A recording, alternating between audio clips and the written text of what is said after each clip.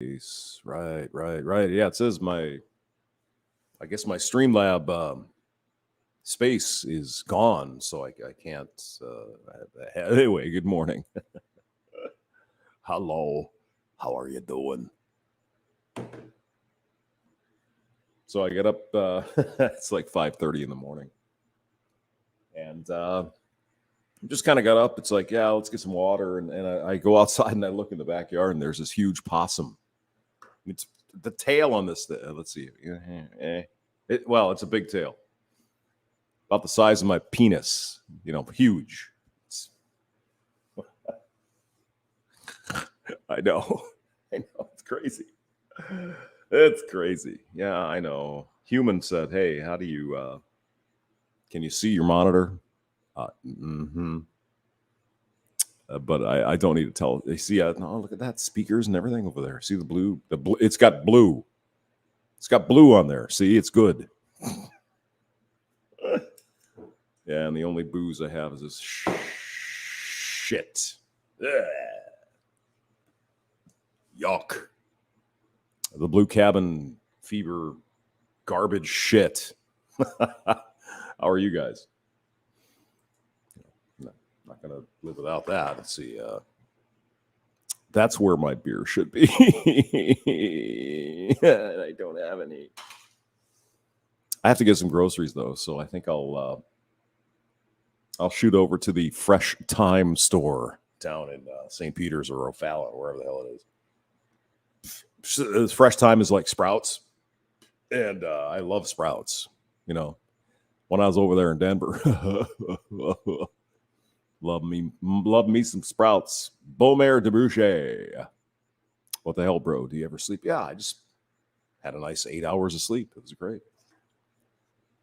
Yeah, my schedule is a little unusual because it can be. I know. Reverend 20 Piece, good morning. Yeah, this possum was like this.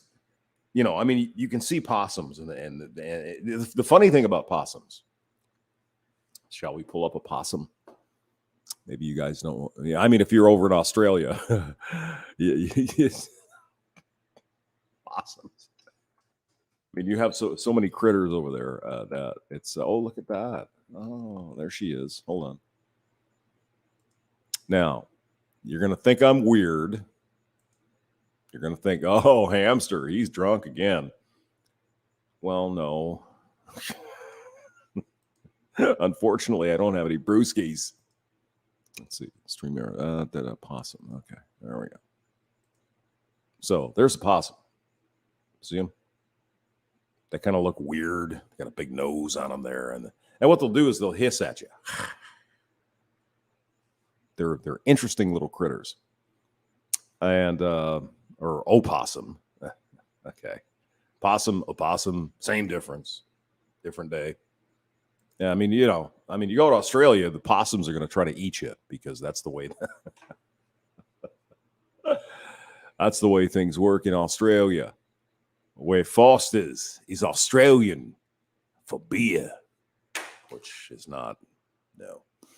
Anyway, here's a possum. There's some baby possums. And these things get big. This had to be a male, had to be a buck, right? This sucker was big, and if you ever see one of these in real life, you're like, oh yeah, they're slow and they're just kind of whatever. No. This guy was running around out in the backyard. Now, possums are not slow. They're slow because they can be. One of those things. It's like, yeah, I take my time because I can. Yeah, understand? Like total alpha. But yeah, there's Mama Possum and all these little possums here. They're actually really interesting creatures. They're probably not the smartest. Compared to a raccoon, raccoons are pretty smart, but they're all right. You want a possum hanging out in your yard, yeah. And I'm sure there's a bunch of Karens. Oh my God, it's a possum! Oh, kill it! No, kill it. Just leave it. It's not going to hurt you, for Christ's sake. Just anyway. Let's see. What was I going to do? Oh, yeah. Tacitus today. I'm coming to get you now. All right, hold on. And I remember this guy from a long time ago, and the man hasn't made any content as of late. And now here he is. It's actually Tacitus, but anyway, if you were Latin, you'd say Tacitus. Latin for Tacitus. Let's see what this guy's doing. Politicized law, education. Yeah. Whereas the minorities usually, it's one of these British guys. I mean, come on. With interest, but I had no idea it would come to be standard Western government policy in the decades to come.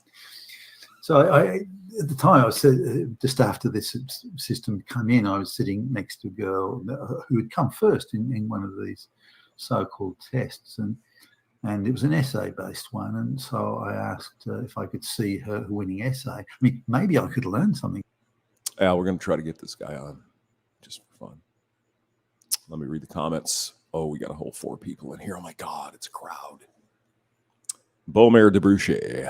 Possum's good to have around the yard. They eat ticks. Oh, yeah. They clean up, like dead shit. They love it. That's how they survive. They're sort of, scavengers, I guess. And, I mean, they do not hurt you, right? I mean, they look kind of weird. And just leave him. He's fine. Fat dog. Why would you kill a harmless animal? Exactly. I wouldn't. I mean, unless the thing has got like rabies and shit dripping out of its face and it's going to come and eat you. Yeah. But possums don't get rabies. That's just another little thing ski. No brewskis. Sounds like band planning to me. We had plenty of beer when we were doing band stuff. And whiskey and vodka. Have some vodka. Beaumaire de Bruchet. They're all harmless animals till they get a hold of your credit card. No, I mean, most animals are not, at least in the United States. Now, Australia, you got a different thing, right? You go to Australia, you got these koala bears. I mean, they're going to rip your face off if they get a chance. They're saber-toothed. It's crazy. Most animals, they don't want to fuck with humans, right? They don't. They just like, oh, God, the freaking humans. Yeah, I'm going to stay away from them.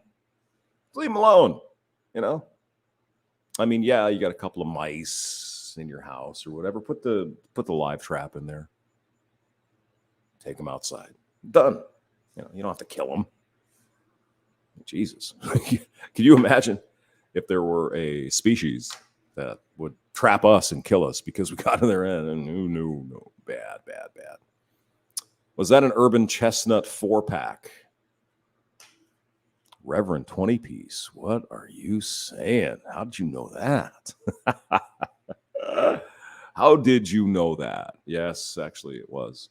It wasn't urban chestnut. It was Schnickel Fritz, I think. Then there was another one because they ran out of the Schnickel Fritz. So I got the one in the darker can. I don't know what it was, but I drank it. So that's fine. And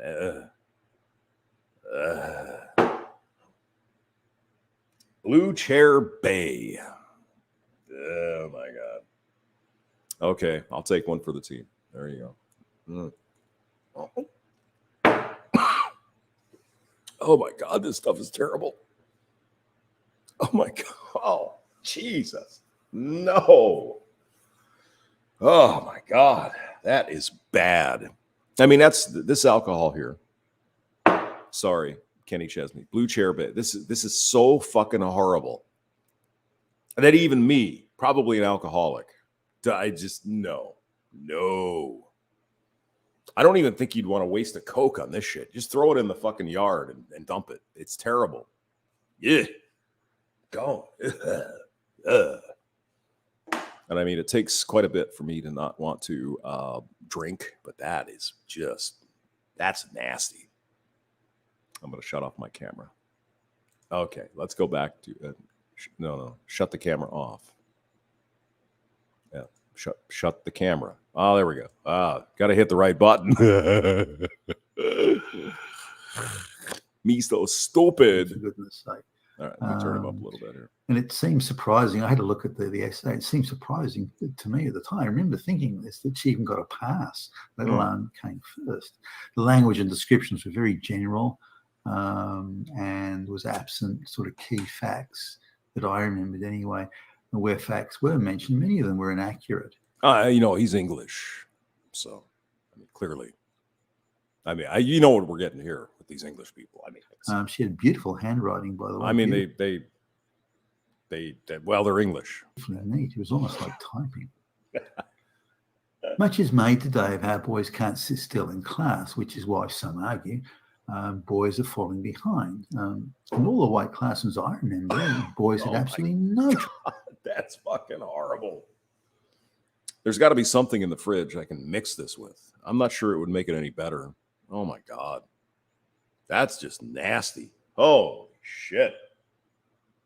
I mean, I literally, I told my sister this. It's like this Blue Chair Bay. It's like drinking cologne. It's terrible.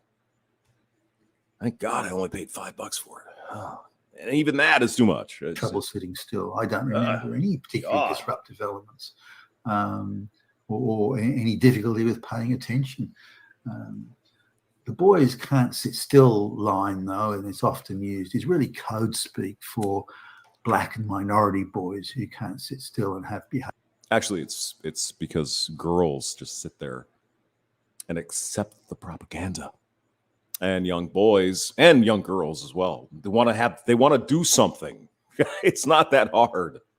They want to go out and they want to, screw around and play play football and shit out. They want to move. They're kids. But let's drug the boys to keep them under control. Behavioral problems. Actually, I like that shit too. What was it, Ritalin? Yeah. No. You don't want to fuck around with any of that stuff. That's terrible. In non-white majority areas, high schools often have classes made up of children with learning and behavioural problems, or students that are regularly truanting and that sort of thing. The problem is that some of the stuff they're taught isn't very interesting. Well, let's diagram this sentence. They, their, the, da. And I know you got to do it. I get it. Right, you gotta understand how to do that, but it's boring as fuck. I mean, shall we be honest here? It's boring. Well, there's x squared plus 3 equals 7. It's like they're kids. They want to go out and they want to run around and they want to ride their bicycles and they want to ride the skateboards. They want to have fun, for Christ's sake. They're young. I mean, don't ever forget you were young once. And these are overwhelmingly made up of non-white boys. It doesn't have to be black. It could be also Islander boys from the Pacific Islands, that sort of thing, or even a lot of children who come from Middle East families. Or well, I think I have some orange juice. Maybe that would help. No, I don't think anything's going to help. It's just, oh my God. Oh, Jesus. Oh. I think I'm just going to put this in the bathroom and use it as cologne because it's going to be better that way. Not drinking it, just rub it on your face. Or East African and so on. You smell like spiced rum hamster. It's like it's the new cologne. Oh. Getting girls to stay right through to senior. Girls just love it. They love me. Senior high graduation, going back at the time, and then on to university was another challenge, another matter. University, certainly back in the day, was meant for the. Wait a minute here. What is that? We got one of those guys. Morning Stone Reaper. Hello. Just an experienced guess. The Schnickelfritz is pretty good. Most of their stuff. Yeah. Schnickelfritz is all right. I think it's the local St. Louis outfit. So. I had Schlafly, men's a men's, right? It's all right, I guess. It'll do if you have to. Fat Dog, 3x plus 1 equals minus 17. Go figure that out. What? Yeah. Algebra. I mean, it's important. It's good to have, good to know. Calculus is better. But you kind of have to build, right? It's like a foundation. You got a, foundation, 9 plus 7 equals 17. 2 times 2 equals 748. And then so on. And then you get the calculus, and then you get the differential equations, and you get all this other stuff. It's all good, but got to start somewhere. But you have to admit, it's pretty boring. It can be. I like it, but that's me. I'm a dweeb. Smartest and the brightest kids who'd done very well in the exams, and this meant that something like 2 or 3%, if that, of kids that started. Let me put the cheese, put your hamburger here in the food. Yeah. Here's the linky. Here's the linky. Let's have a drinky. Go there and enjoy. Yeah, he does a nice job. It's been a while. I don't know. He kind of went away, but now he's back and he's putting videos up like every day. It's good. Started cool. Senior high school, actually went through to university, and the dropout rate was even fairly high when they got to university. So having a degree or a master's and a PhD, these things were quite rare. PhDs were very rare indeed. Among the... Shall we do some Vincenzo's plate? I think we should. Let's see. There's Bruce Springsteen. There's Donald. It's interesting. Donald Trump evidently didn't get invited to the 9/11 memorials because there was, the Bushes were there, Clinton, Obama, Biden. No Trump. Interesting. I'm sure that's because he was busy. Not. All right. Let's see. What did Tacitus say? No, I'm not an asshole. No, I am an asshole. Oh, I'm an asshole. All right. Let's see here. Vincenzo's plate. Let's go there. I like this cooking. Good luck with the future in-laws tonight. Oh, God. Here's an idea, buddy. Don't let them become your in-laws. Be so much easier. All right, hold on. Vincenzo's plate. Italians. Yes. Hi, and welcome to Vincenzo's. Cream mushroom pasta without cream. Oh, really? I like mushrooms. Those are delicious. I love mushrooms. All right. So here he is reacting to some girls making spaghetti. I think, this is the toilet. Yeah, I didn't see that. I didn't watch it. Cheesy crust Neapolitan pizza. Domino's style. Oh, we got to go find those. Eating pasta with passion. Okay. Now I'm getting hungry. Son of a bitch. I've got no food either. I got to go over to the Fresh Time over here and get some food. Then he's got his grandma here, or his mother, right, making pasta fazool. Damn. Yum. Let's see. Fried calamari. How to make a salmon. This is funny. Okay. Italian chef tries spaghetti in a can for the first time. Yeah. I mean, I had some girlfriends and shit that were like, "Oh yeah, man, I like SpaghettiOs like college," and like, "Are you fucking kidding me? Why would you eat that? It's terrible." Yeah, but like when I'm all blasted right and smoked up like undead chronic, man, it's tasty food. Yeah. We buy any car. No, it's not. There are no circumstances where SpaghettiOs is good. It's ugly. Buy any car. We buy any car. Today we are tasting the spaghetti in a can. They are so popular around the world, and I don't understand. The funny thing is, in Australia, where this guy is, they don't even have MSG and shit in there. It's just they have to try to make it taste good without the fake shit, and it's it's got to be like eating dog shit. Why? So I have to do this to try to understand. Well, first thing you need to do, Vincenzo, sir.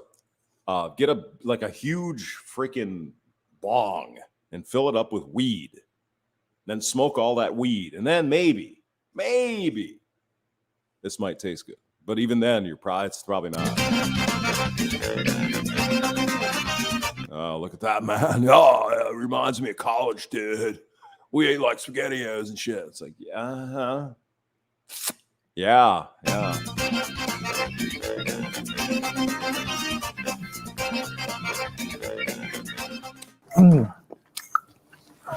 And he got the one with the meatballs. I mean, it wouldn't surprise me if on the label it said things that look like meatballs, not really meat. God. Oh. Exactly. It's just, no. Fat Dog says, just looking at it makes it's just disgusting shit. Looks like something you'd come. I'm not gonna say, but it looks like something you might get on toilet paper. Reverend 20-piece Schlafly. Yeah, I agree. And I know some people from Texas will get pissed, but what is that stuff from Texas? That something. No. Well, it's from that place in Texas, that town. It's like, I don't care. I don't like it. I do not like it. All right. Let me go back. God, what is that shit? See, now I'm going to have to know. Hold on. Hold on. Yeah, what is that stuff from Texas? Texas, here, small town, blah. What is that shit? Shiner Bach. No. I'm sorry. I'm certain people like it, but I do not. No. It's icky.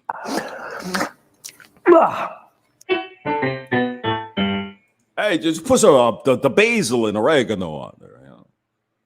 Fangul, fangul, ba fangul. What did you say, hamster? Hey, hey.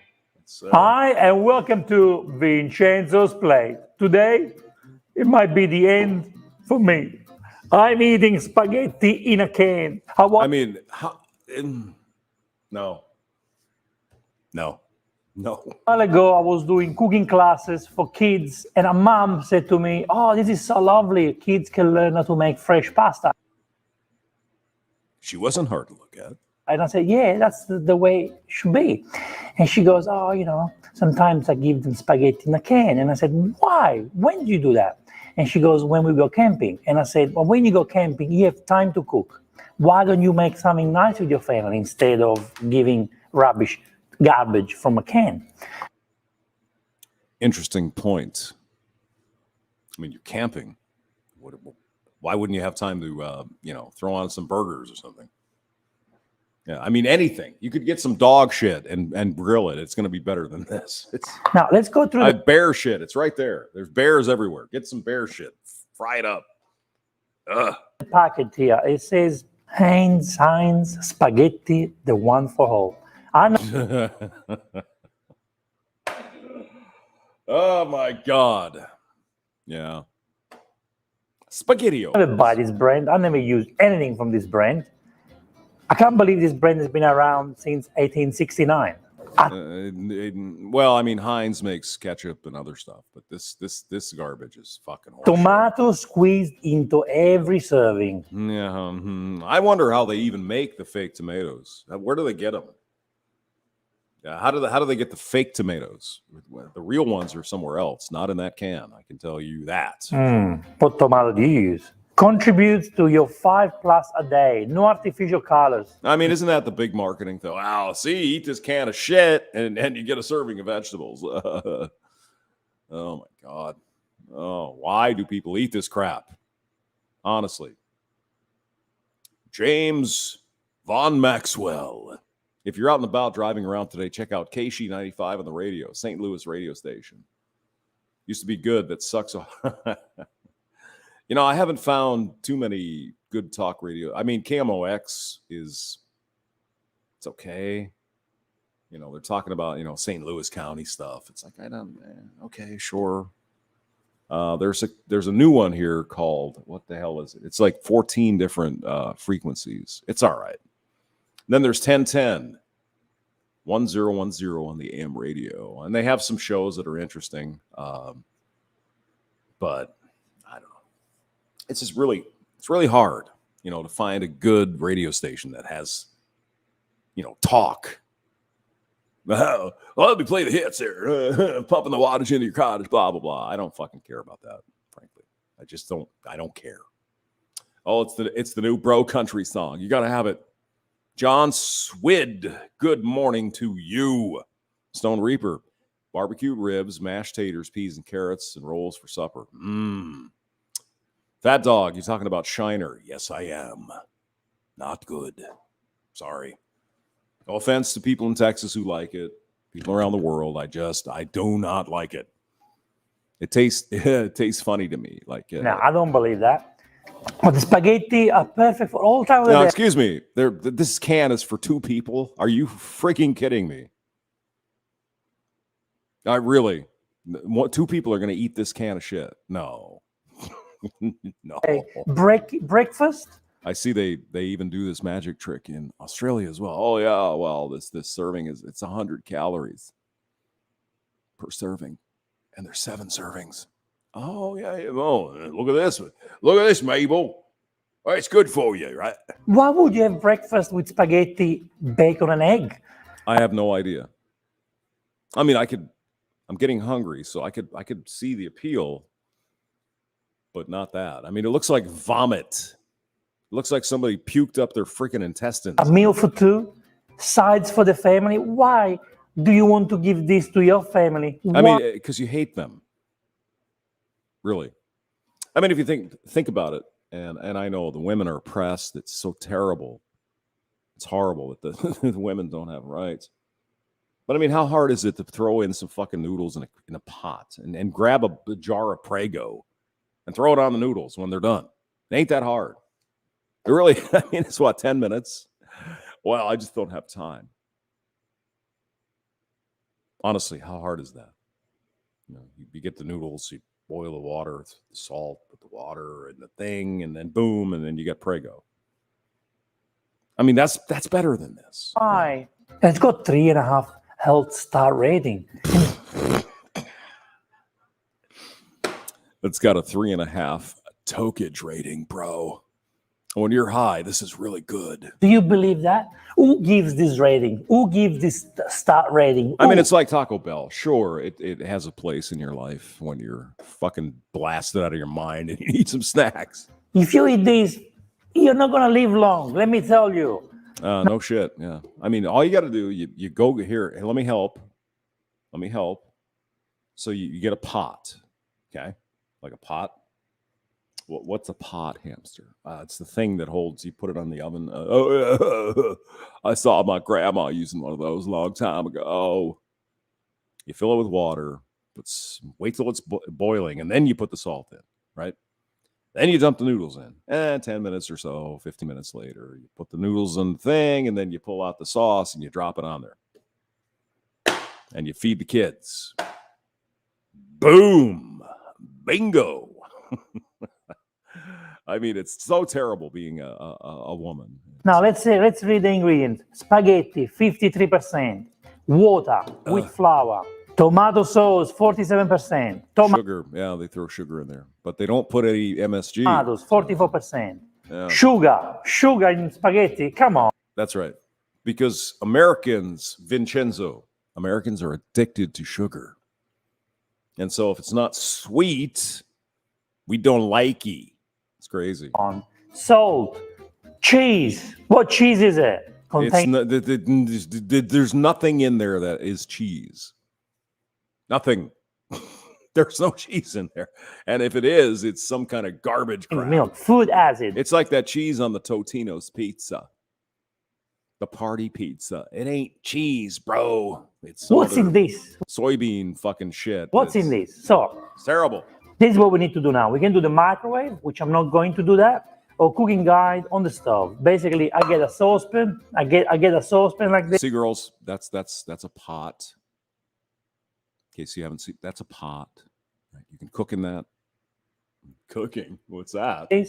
We're also trying spaghetti from the same brand, spaghetti meatballs in a can. Now, I mean, all all kidding aside, Heinz does put out some nice products, so not going against them. Although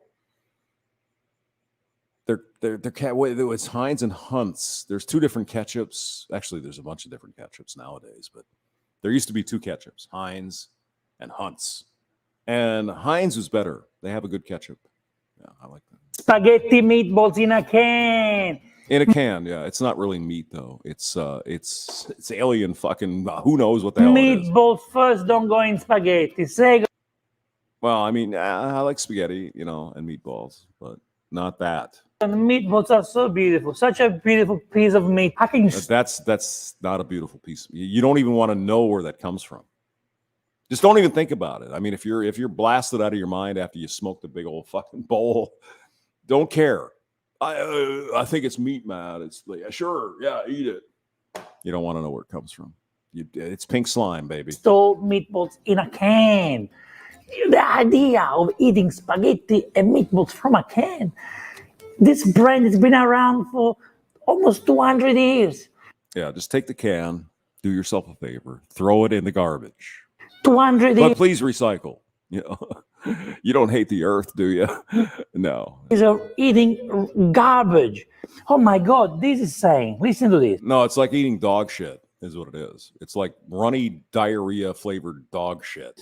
3.5 L-star rating. What does that even mean? That's an Australian thing. 3.5 health stars. Yes, because it's got what? You know, dog shit in there. Great on toast. Really? No. It's great when you're pouring it into the garbage can and recycling the can. Is this what you guys eat? Spaghetti meatballs from a can and you put them on a toast? Vincenzo, you don't even want to know. You don't even want to know what we eat in the United States. It's crazy. It's crazy, man. You know, the women here and men, you know, a lot of people don't cook anymore. We just get, you know, DoorDash or some shit, right? Who the fuck knows what's in that? You know, you don't know, right? Excuse me. What's your ingredient list in that? And it's like, bro, I don't know, man. I just take it out of a can and then like heat it up, bro. You know. Because if that's what you do, there's no point for me to keep going to teach you recipes, Italian recipes, because you're not interested. Yeah, I mean, it's, you know, because you actually to actually make something, it takes a little effort and time. And wow, my God, we Americans, we just don't have time for that shit. Get that can of shit, throw it in the front. Got to feed the kids with garbage. Okay. How can you put this? This says source of protein. I mean, you can go get a bag of carrots and feed the kid. Hey, kids, we're gonna make something really good later. Here, have a couple of carrots. Calm down. You know, 99 cents. Get a whole bag of carrots. It's beautiful. I love it. So they make you believe that you eat this, you get your protein intake. You know you don't need too much protein in your life. You just need to have a healthy life. But how can you put this on toast? I want to. You know, what you need is when you're putting it on the toast, you need some, well, in Australia, you need some Vegemite and butter, and then put the spaghetti on. Man, that sounds like a feast for somebody who's smoking weed. To me, am I wrong? I don't never understand this. How can you put spaghetti How do you know, hamster? I've been there once or twice. and meatballs from a can on toast? Yeah. This is the end of the world. Pineapple on a pizza is so much better. But you tell me. I mean, you could just go get a pineapple and eat that. Really. You know, what is it? A couple bucks, buck? Go to Sprouts, get a pineapple, chop it up for the kids. Hey, here's a snack, kids. Boom. Done. No. Let's get a can of toxic waste. How can I teach the world how to make beautiful homemade Italian food if this is what you want? This has been around for 200 years. Do not give this to your kids, please. But thank Oh, unless you hate your kids. Then go ahead. God, the new generation, they're smarter than us. They're so No. Vincenzo, let's not get carried away here. Now, you know, maybe smart. not. They know that this is bad. The parents are to blame. And if you are over 18 and you buy this, That's what they eat in college. Oh, I'm so busy with my life. I just got done banging some dude and I don't have time to, and he's not going to buy me anything because he's poor, but he's got a big dick. I'm going to have some SpaghettiOs and then fuck him. Friend, go and see a psychologist, please. Yeah, Now, exactly. Yeah, no. Why would you eat this garbage? It's crap. Fat Dog says, I'll eat the canned spaghetti over Vegemite. Sure. Yeah, if you're baked enough out of your mind, why not? Michelle Guevara from Portugal. I mean, can you imagine you're in Portugal? You're going to eat this shit? God, I hope not. No.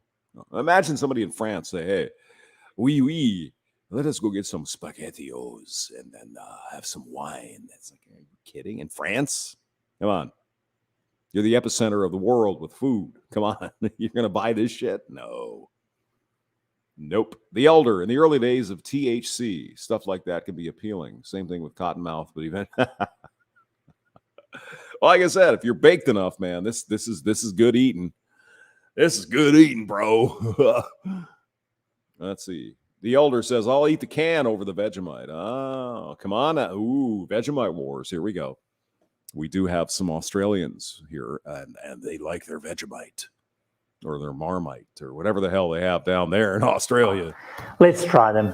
We just need a saucepan. At least you can do this, a pan. Excuse me. warm them. See, ladies, this is a pan. You put things in there and you cook them. I know. It's a foreign concept. I get it. Come up. Avoid the microwave, please. I open the... You're wasting, precious energy here heating this shit up. Just throw it away. Just forget about it. It's garbage. Yeah.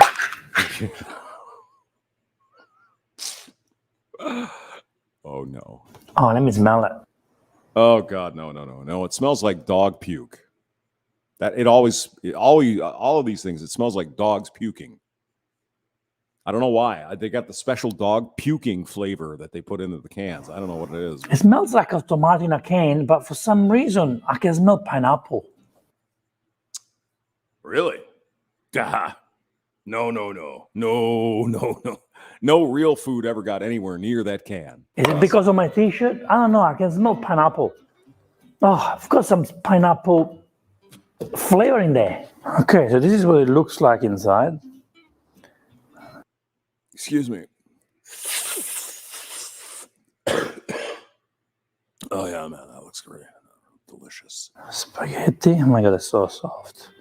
Spaghetti is so soft. Oh God, that tomato sauce too is just, oh my God, it's awful.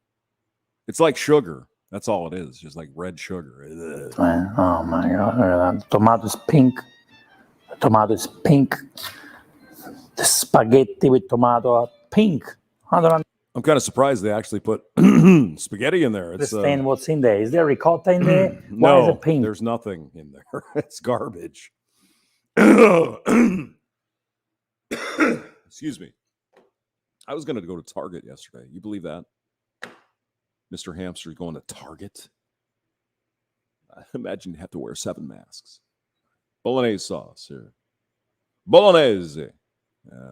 Let's look at some real food here as well. Right.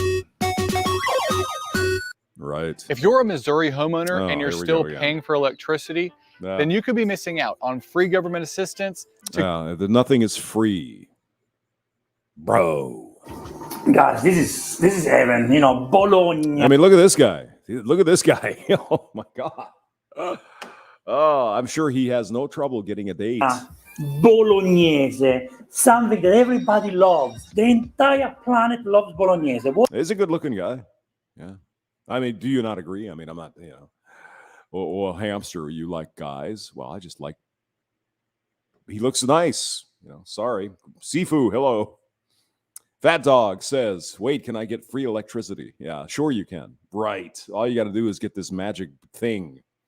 Spend money on that, and you're sure, of course. Yes, it's free. Let's see. The Elder says, avec moi. What are you saying? Cuckoo. What is it? Dada tu caché avec moi. Yeah. Yeah, you know. How you doing? All right, let's go back to this. Stone Reaper. Hello, Sifu. Hello, sir. We were trying to get on last night, but you left. What's so. so special about bolognese? Well, it's super tasty, super flavory, and if it's well done like this one, you're gonna be in heaven. I mean, can you imagine this dude? I mean, Jesus. Some of us get lucky with looks, and some of us don't. So, but he's not very tall. Oh no, he's no good. We don't want him.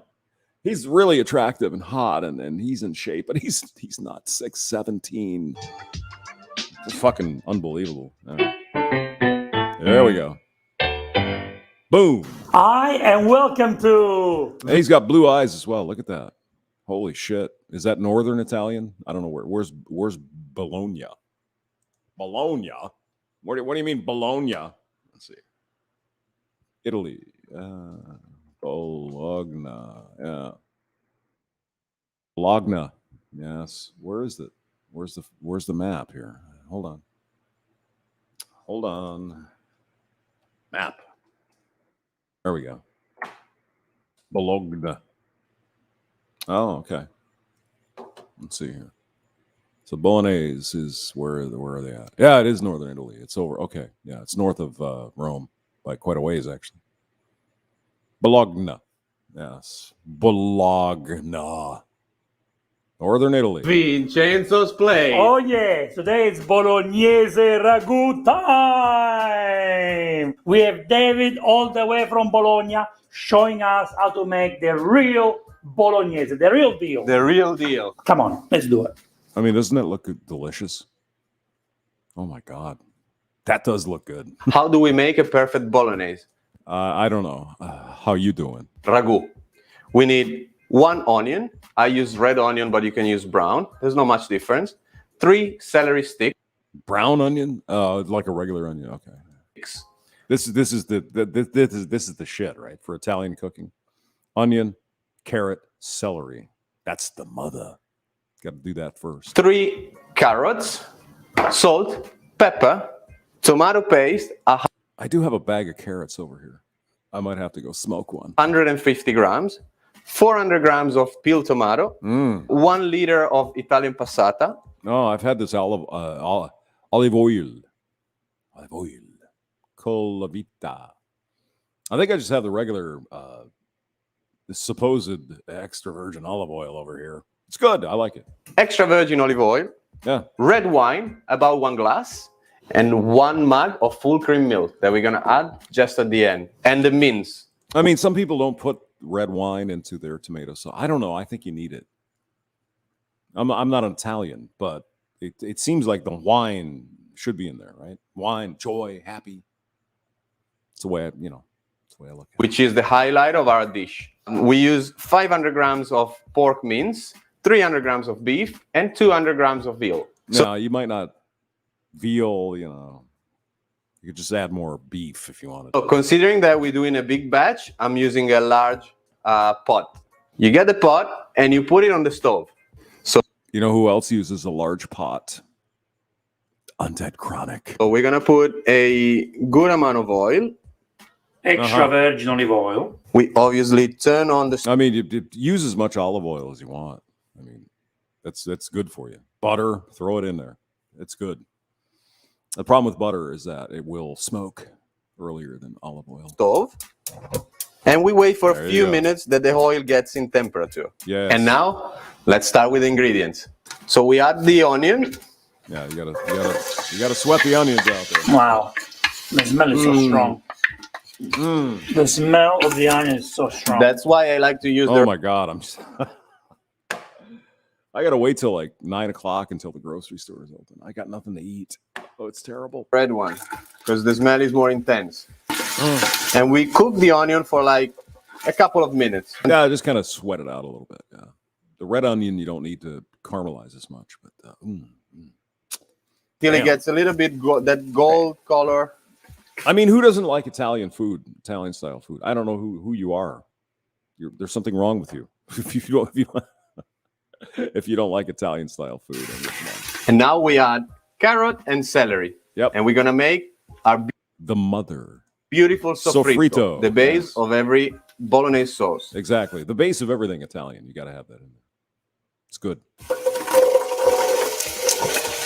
How long are we going to cook it for? Soften them up. About 4 or 5 minutes. Okay. We just want to give the flavor to the celery and the carrot. Exactly. Mm-hmm. Yeah, you got to get the juices to come out. What am I going to eat today? I don't know. I'm thinking maybe I'll roast the chicken. I mean, God almighty. You know, the problem is, at least here, and when I was in Denver as well, you get the chicken, it's so saturated with water, you can't fry it. There's so much water in the chicken, you can't fry it. It's impossible. You gotta like have real chicken or dry it out somehow to make the frying thing go. Vincenzo, can you feel the smell? Oh, yeah. Can you feel the smell, man? This is a smell that in Bologna you can feel in any corner. So when the sofrito is done, we're going to add half a glass of red wine. You can use Yes. You could use more. And don't forget to put a half a glass in the cook. white as well, but the red gives it that taste that is. Yeah, it's like, it's love. You know, little red wine in there. Baby. Yes, indeed. I use butter and olive oil when I cook, says Sifu. Yeah, I do too. Depends on what I'm making. But yeah, butter, you can't go wrong with butter. You know, don't use margarine or any of that shit or canola oil. Get the extra virgin olive oil and butter. That's all. That's what you need. That's the good stuff. Michel Guevara, as the old French military song goes, we like the onion fried in oil. Hell yeah. Make that onion. Stone Reaper. My son was in Italy for 3 years. Yeah, military. Yeah. Yeah. Sifu says, I frequently have an omelet with onions and garlic. You know what? Yeah. Or you could have peppers and eggs. That's good too. You know, fry the peppers up, some olive oil, put the eggs. I do have eggs, so I might have to have some eggs. I don't have anything else. Whoa, no. Hold on. Whoa, hold on. I've got some potatoes and onions and eggs. Ooh. I'm seeing breakfast arrive right before my very eyes. Is next level. Now, let the booze cook a little bit. Cook it off. Yep. Otherwise, you're going to have that booze smell that is too much. Just let it cook it off for a few minutes before you add the mince. You want the wine to have... What you want to do is you want to pour a glass of wine and let it cook until you finish the glass of wine. Evaporate, the alcohol to evaporate. Yeah. Correct. Yeah. And now is the time. We're going to add the mince, the main ingredient of the bolognese sauce. And we let it cook until it becomes a little bit that gray color, classic of the mince when it gets I can't wait till he dumps the tomatoes in. I love tomato sauce. Cooked. So while the meat is cooking, you have to separate it a little bit. Because when you're going to add the tomato... It's kind of funny. I figured they had green pepper in there somewhere, but they don't. No, I mean, this guy's from Bologna, right? So he knows what he's doing. Then you're going to have the texture is going to be much better if the meat is separate. Yeah. So while the meat is cooking, we can add a little bit of salt and a little bit of pepper just to give it the initial flavor. And then we're going to adjust it later on while it's cooking. Right. You see how the meat is changing color? Yes. Slowly. It's becoming gray. So you see. I don't think he's not really doing high heat here either. Looks like it's pretty low. That's interesting. Vincenzo, how I can keep mixing the meat because some is already gray and cooked. The other one still a little bit pink and raw. So I'm just going to mix it a little bit in a way that every single piece of meat gets cooked. Starting to look pretty good, huh? Maybe today later I'll make some spaghetti. Looks like it's ready. Yeah, so you see how the meat makes a little bit of water and sauce at the bottom? We want that sauce and water to be gone. Yes. And then we're going to add a second half. Yeah, here in the United States, you guys, they put so much water in stuff. It's hard to fry it. It's quite amazing. I don't know why they do that. Well, of course I know why they do it, because water is easy and cheap, and they charge you by the pound. Yeah, understand? Half of the glass of wine. Yeah. So now we're gonna add the second half of the glass of wine, and we let it cook it off as we did before with the veggies. Oh yeah. To give it a little bit more flavor. Circulate the air in your I home like flavor. with an attractive new fan from Menards. Oh, I Check just got out a our fan. wide selection of Hunter seal. So Vincenzo, I've seen my a new lot of fan recipes here. of people adding rosemary or thyme, or ragu doesn't need herbs. Ragu is already flavory enough like this, so you don't. Really? No shit. Oh, didn't know that. Okay. I haven't watched this one before, but that's okay. No oregano, no thyme, no MSG. need to add any herbs. Whatever we need, it's the carrot, the onion, and the celery. To give. I mean, it's just natural, right? It's real food. Nothing in there, just some beef and pork, carrot. I mean, it's beautiful. I love it. You know, you don't need all this shit coming out of a box. the ragu, the flavor, the classic flavor from Bologna. Yeah. So all the water is almost gone. Mhm. We are ready to add the tomato paste, Tomatoes. the peeled tomato, and the passata. You know what people don't understand, Vincenzo? Ragu is an exercise of strength. It takes 4 or 5 hours to cook the ragu. There's Oh no. 4 or 5 hours. We don't have time for that. Get out that can of dog puke. Give it to the kids. Yeah, I know. no shortcut for a bolognese sauce. But I mean, you could do it on like a Sunday and freeze it or something, and then when you need it, you take it out. Just what do I know? I I don't know. You need to cook it. The longest, the best. You can go for 4 or 5 hours, and it's gonna taste better. Oh yeah, and put it in the fridge, overnight, and then warm it up in the That always, I don't know why it helps, but it does. Like chili, you make chili, you put it in the fridge. Next day, it's like, oh baby, So now we're ready to add the Italian passata. that's tomato sauce, right? So what I like to do, Vincenzo, is to put the passata, get a little bit of water, put it in the bottle, and clean the bottle of the passata. Yep. So the reason why I'm doing this is because we're gonna cook our ragu just with water. Ragu doesn't need chicken stock, doesn't need beef stock, it doesn't need any kind of stock, just water. Yeah, just that's fine, or wine or something. That looks delicious. My goodness. So you see, we cleaned the bottle. We didn't have any waste. So now we're gonna add the tomato paste, which is gonna give the texture and a little bit more flavor to our ragu, to our bolognese sauce. Yeah, you got tomato paste. You have to have it. Thickens it up. I love this stuff. Listen to the sound. Listen to the sound of the sauce. It's singing. Yeah. So now what we're gonna do, we're gonna add the peeled tomato. Oh, more tomatoes. Yes. Lovely. And that's it. And now we mix everything, crushing the tomato a little bit as well. The peeled tomato. So you see, it already looks ready. I mean, it's in fact, really simple. There's nothing here that you couldn't do. It just takes a while, obviously, right? But I mean, imagine your grandma or something, your Italian grandmother making this on a Sunday. It's, oh my goodness. You could take this and do anything with it, like lasagna. Oh, sorry. But it's still missing the water. And then we're going to let it cook for 3 or 4 hours. Three or 4 hours just to, it gets all nice. Oh. Meat will become more tender. You think you're going to try it, Vincenzo, today? Or you're going to pass on it? I'm going to have a big plate Of of course. What pasta do we have? pappardelle. Oh, that's exactly the kind of pasta that goes with ragu. Because Yeah, exactly. I mean, anything goes with this, but yeah, this big. everyone pasta. puts spaghetti, but I guess it's just because the bolognese sauce is the most famous Italian sauce in the world, and the spaghetti is the most famous pasta. It says, "Do not use spaghetti." Yeah, spaghetti's all right, But there's so many different types of pasta. God, I'm getting hungry. Son of a bitch. But big mistakes. Don't use spaghetti. Use penne instead. Use pappardelle, tagliatelle.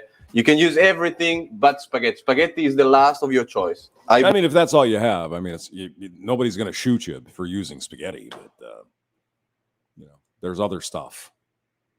Let's see. Fat Dog. My mistake. Green pepper substituted for carrots in Cajun food. Oh, okay. Really? You put the green pepper in there with the carrots. The hell with it. Just dump it in. Dr. Hamster, purveyor of food prawn. Yes. I mean, are you getting hungry? I am. Well, again, it's 6:30 in the morning. I haven't had breakfast yet. That's delicious. Got to mix that meat. Yeah. Yep. Let's go back and see what that. Okay. Boil 1 liter of water. Oh. I keep an eye on the ragu, and after 1 hour and a half, I see how much water is left. If it's not enough, I add another liter of water. And then I just keep going until the ragu tastes good, because you need to taste it time by time. So the bolognese is cooking for about 2 hours. It's getting a little bit dry. So what I'm going to do, I just add a little bit of hot water, because we want the bolognese to cook for at least 4 hours. How do we cook? How much water? One liter? We put 1 liter at the beginning. So I mean, it's so simple. I mean, there's nothing in there that's nasty. It's just so good. Add half a liter. I mean, that's the beautiful thing about the Italian Mediterranean sort of stuff. Typically, it's just stuff you get out of the ground. You put it in the pot. It's just beautiful. Then I love it. Come back in probably 1 hour and see how is the situation with the water. So the more we cook it, the more tender the meat will be. Exactly. The longest, the best.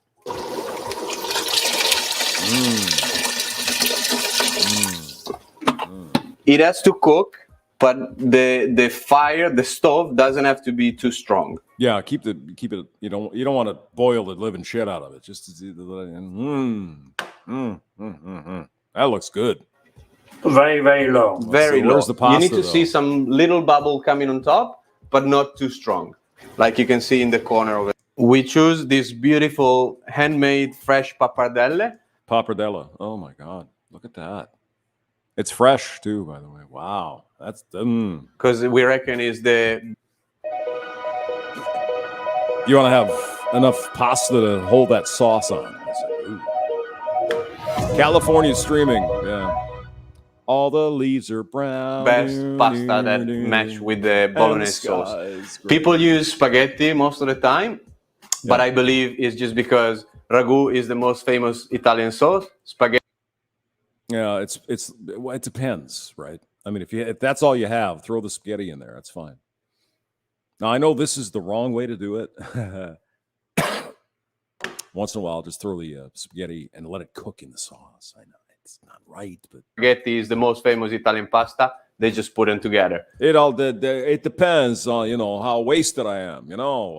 Big mistake. Don't use spaghetti. The texture of spaghetti doesn't allow the ragu to stuck on top of the pot. Right. It doesn't hold the sauce well, right? That's why you have these big freaking noodles there to hold the sauce. It's great. Oh, I love this. This is good. Go. So use something more with a different texture, like pappardelle, tagliatelle. Excuse me, men. If we don't have a woman in our lives, we're obviously starving to death, because men can't do this sort of thing. See, we can't cook or anything like that. I mean, my God. Use penne as well. We add a generous. I would use penne because you get the sauce will go in the middle, like the little thing. I like the big shells too.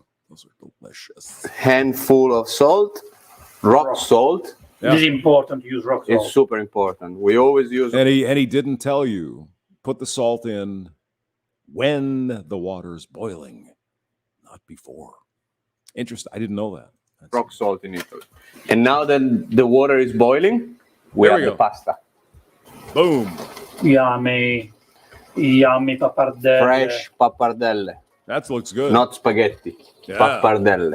That looks good. So the bolognese is ready.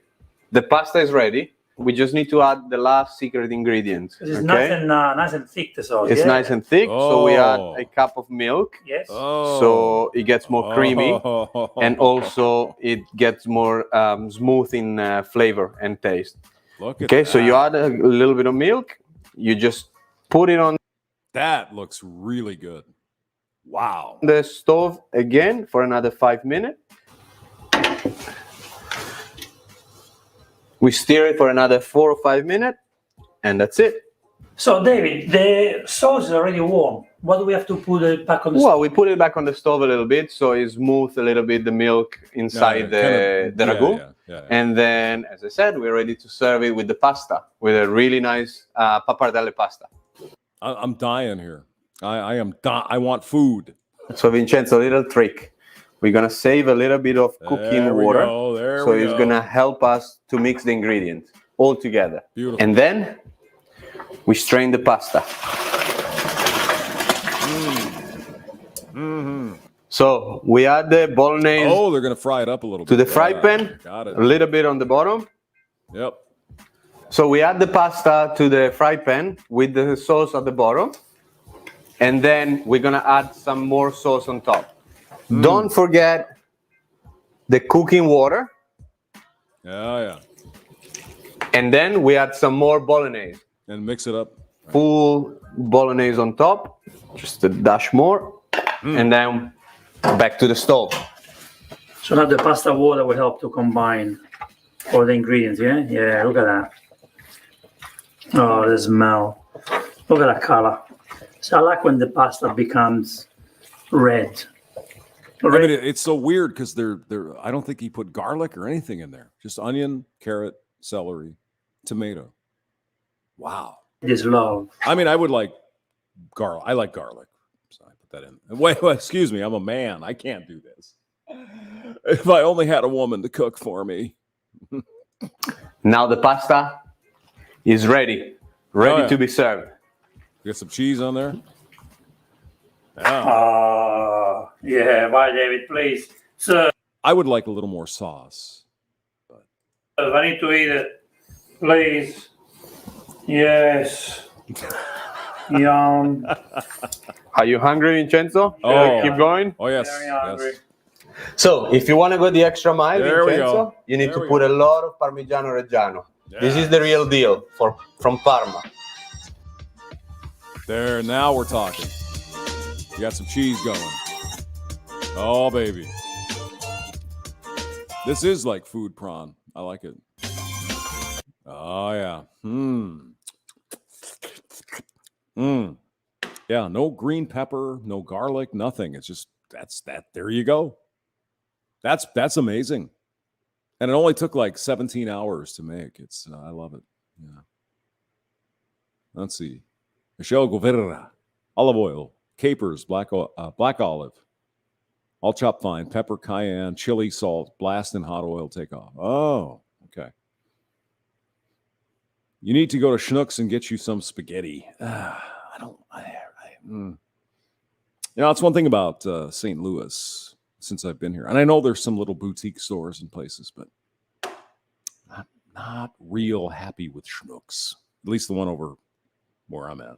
And then Deerberg's is fucking expensive. Jesus Christ. Here's a pound of onions is $35. What the hell is this? Oh, it's Deerberg's. You see, it's the uppity thinky, but then no. Use spaghetti because it's cheap and available. Hell yeah, man. Puttanesca. He actually does a pasta puttanesca. And of course, we all know what puttanesca is all about, right? I think we do. Do we have to say it? Okay. Let's see, what else do we have here? Grandma makes beef brajol. That might be good. All right. What else am I going to do here to make myself more hungry? I don't know. There's bolognese sauce. Let's see. A beef lasagna, like an Italian. Let's see. Chicken parmesan. Cacchio di Papio or whatever. I mean, how hard can this be, right? What is it? It's spaghetti and oil with pepper.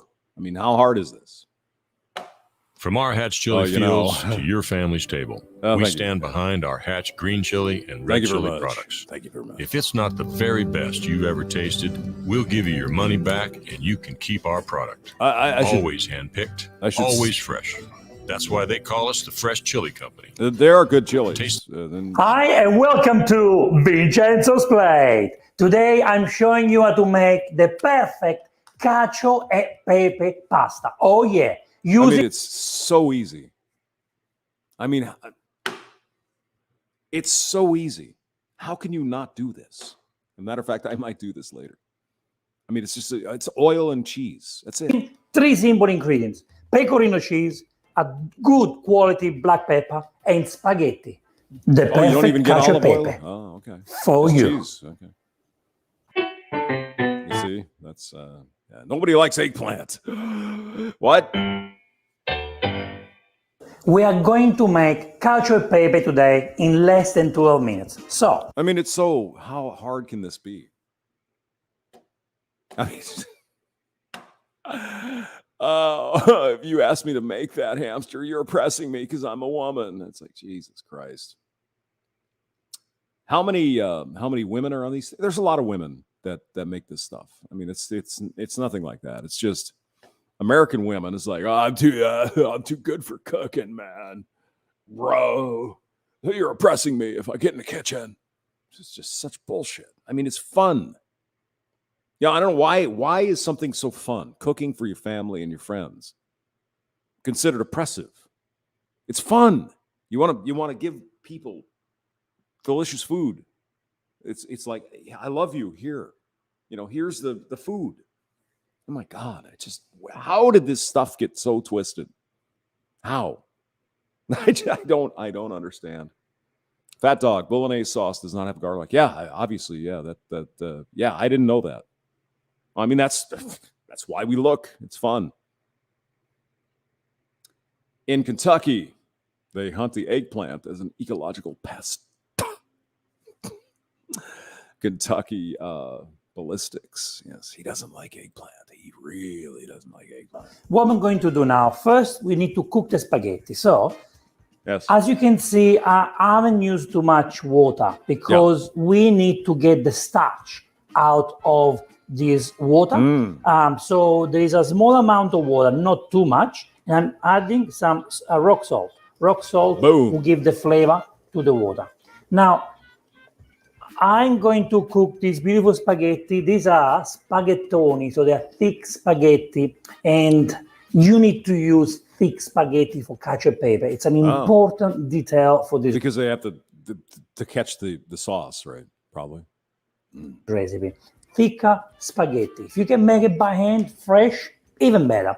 Otherwise, Susanne, for the creamy pasta like cacio e pepe, it's an authentic type of pasta that you use, the thick spaghetti. And I think the little one, it won't make it as smooth and as delicious when you eat it. I mean, there's so many things to consider, really. I mean, who thinks of this stuff, right?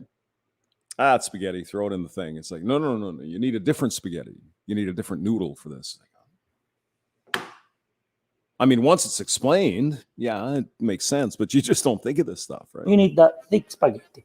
Put it in, and again, I don't have too much water in there. See, I've got enough. There's just enough water in there in order for us to And notice he put the salt in after the water was boiling. get the starch. Okay? Just in case you missed that. I guess that's a big deal. Now, while the pasta should cook for about 12 minutes, I'm not going to cook it for 12 minutes like the packet is saying. Here you go. Hey, oppressed women in the United States, you see that? What he's doing? 12 minutes to cook that and throw it on a plate for your kids. Just pull it out of a can. Because cooking spaghetti is oppressive. It's all right. I'm going to cook it for 9 minutes. I mean, I don't know about you guys, but I like, making something that turns out nice, serve it to your friends. I enjoy that.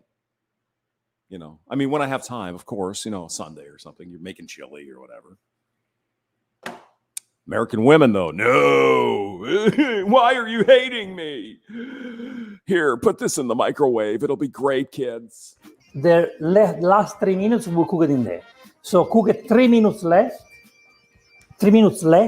than the normal type pasta cooking time. Yes. Now, turn this on he's such a hairy Italian. Look at him. Oh my God, he's a bear. a medium heat, and we are going to toast the pepper. Toast the black pepper. This is why it's an important thing to do. It's an important thing to do because... I mean, I don't mean to rip on women in particular, because Americans are just fucking fat. We're disgusting. We eat this boxed food. I mean, what do you think they put in there? I mean, it's it's not good. It's not good. Although I got to tell you, once in a while, a McDonald's burger or something's pretty good. But a day-to-day, every day, 3 meals a day, shit coming out of a box, that's why we're dying in the United States. You can't the tuna helper is not helping you. It's not good. Go on. We want to get the flavors out. We want the pepper to be more smooth. I mean, think about it. Okay, say you want some tuna noodles and shit.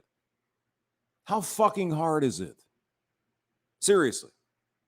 You get some mushrooms, you get, some onions and whatever you want. Get some cream, noodles, you throw it in the thing, you cook the stuff, it's done. You don't need a fucking box of crap.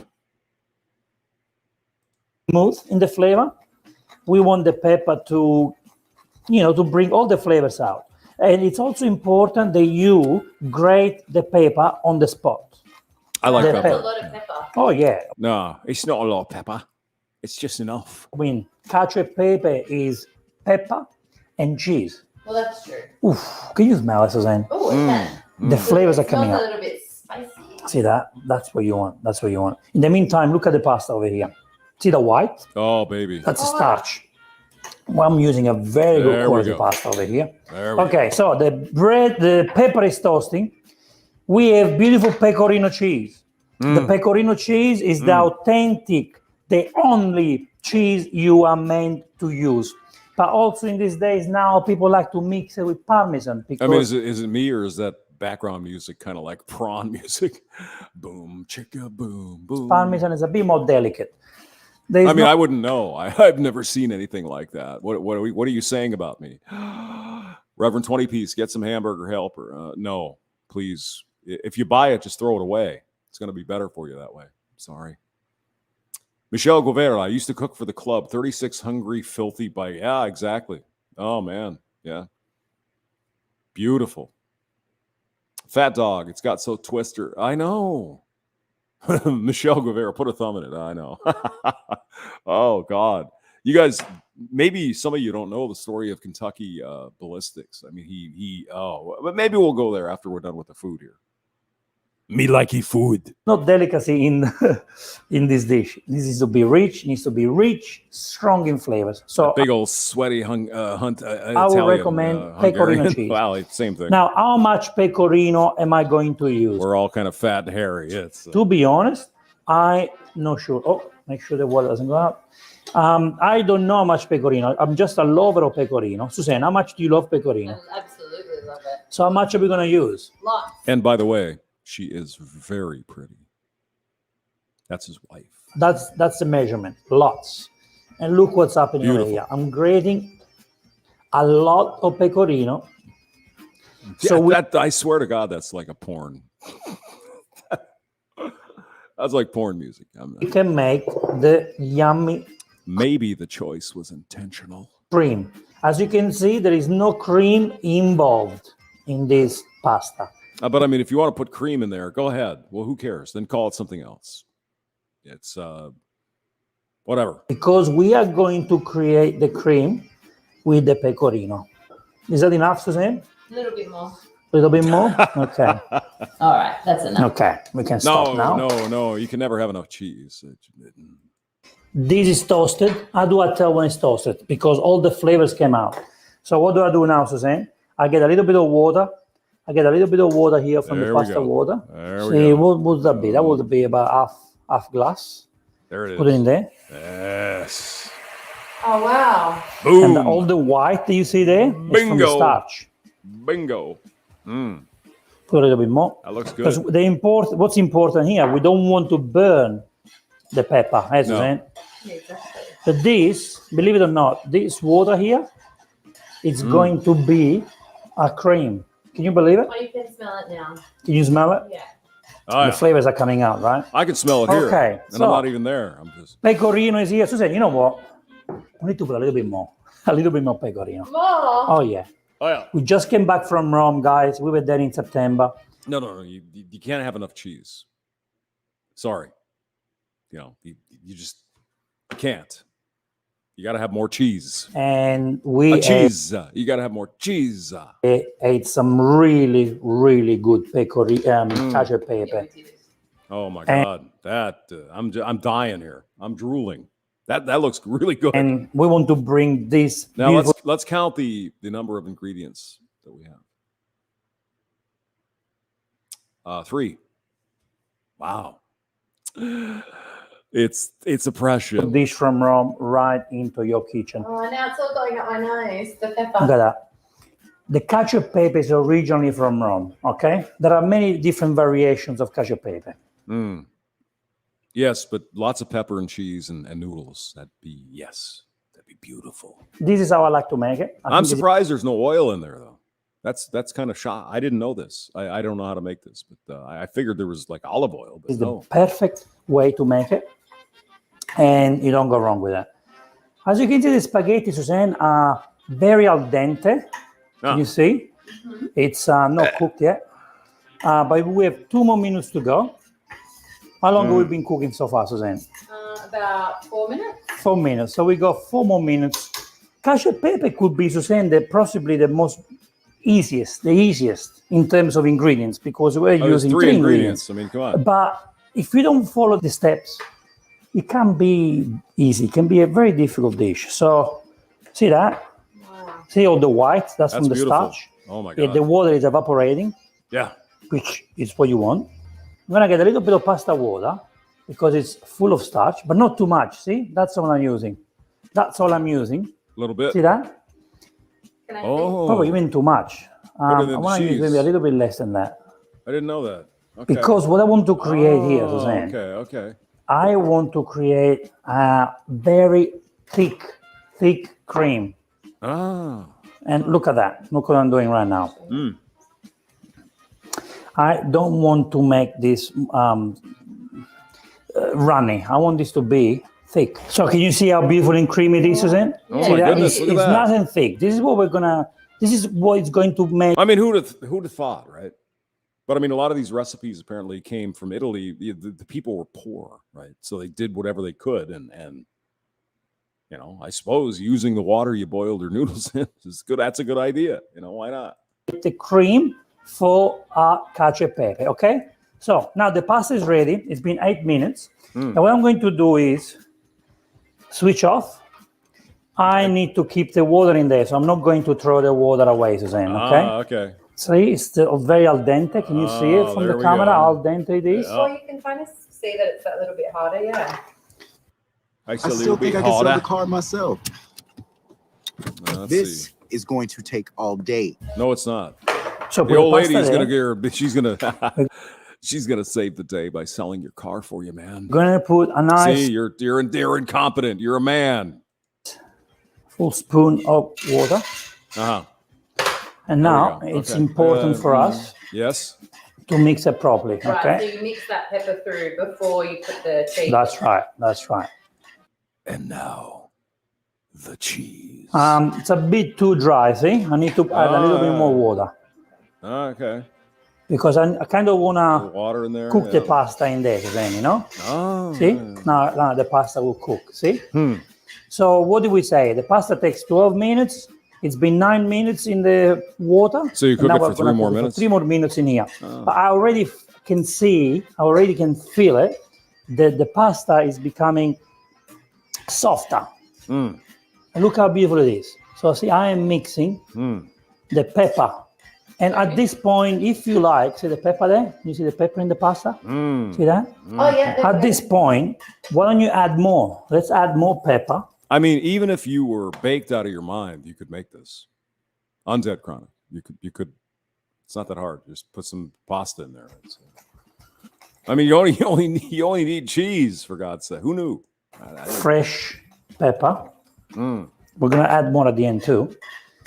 And again, you need to keep doing this. This technique is called risottare. It's like you can't have enough pepper. I think just put a lot of pepper. When you make a risotto, but instead of making risotto, we are cooking pasta using the same technique of risotto. You know, when you make risotto, you have to keep stirring.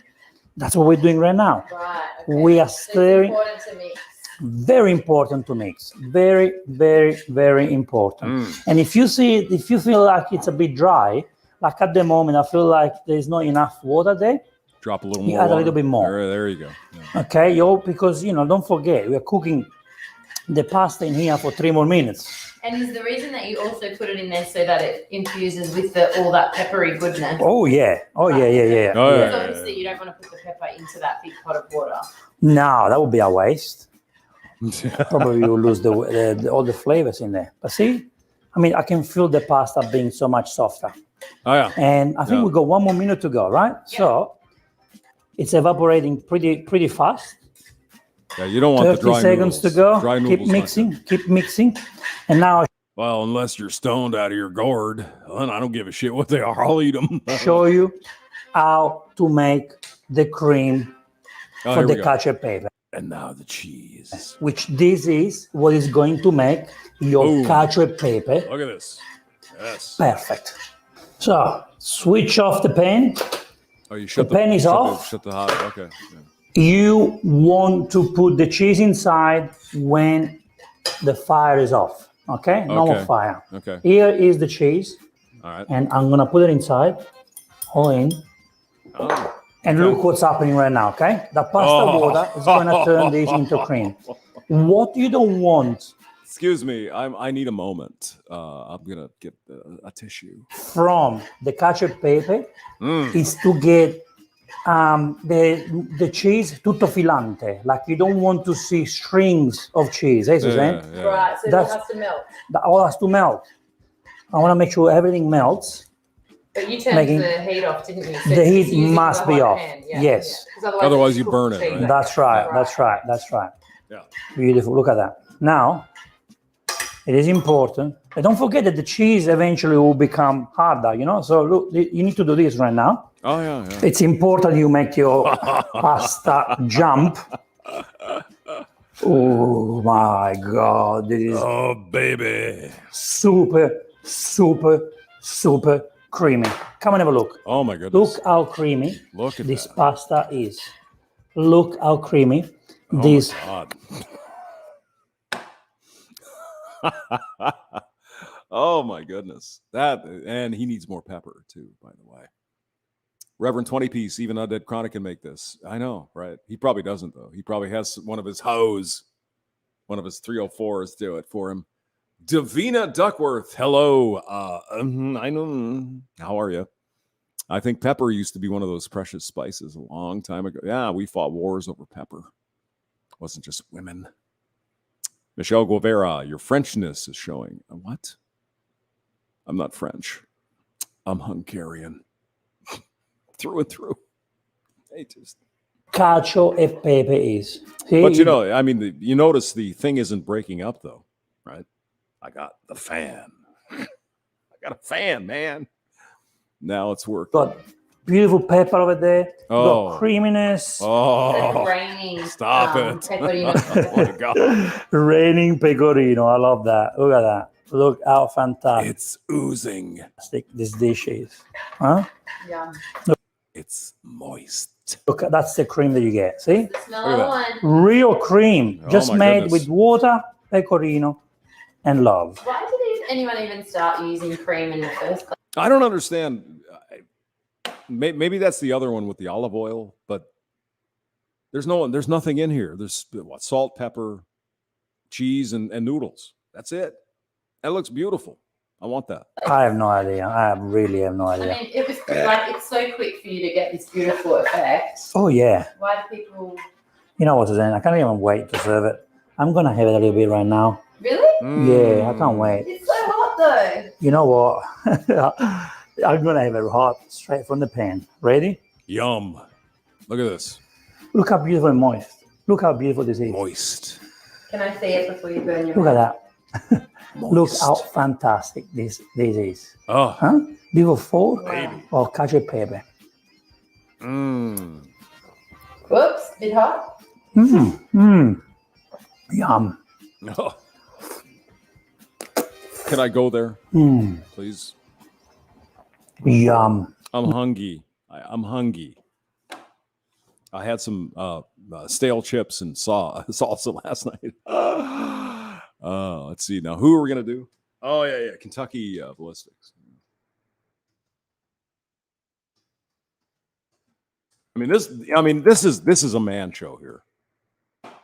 This is men. This is manly. 2 million subs. Holy crap! Good for you. I had no idea. Okay, so let's see. So we could go to the one. What happened with this guy was Earl Dibbles. He shot a 50 caliber, and let's see, where's here, this one, and it blew up, and it almost killed him. You know, he had a part of the bullet or whatever went into his neck and cut his artery, the big artery you have there. And it effed him up bad. He had to get blood transfusions, all kinds of shit. But he survived. I mean, he's back. But that was pretty scary, right? And when you hear people say, "Well, I'll put a thumb in it," apparently he put his thumb in his neck in the artery to stop the blood. I mean, you want to talk about alpha? Holy shit! Look at this guy. I mean, we don't have to listen to that particular thing. I mean, he's fine, but it's an interesting story that for some reason this 50 cal blew up, and who knows? We'll go here. Car Guru's algorithm analyzes thousands of details. Car Guru. Give every car a deal rating. How am I not making money? There's a lot of people that have been saying, I'll probably never pull the trigger on a 50 cal again. And you know what I got to say to those people? You are 100% correct. So we're going to start out today with a slingshot. Just good. I just need to be a little closer. That's all. Here we go.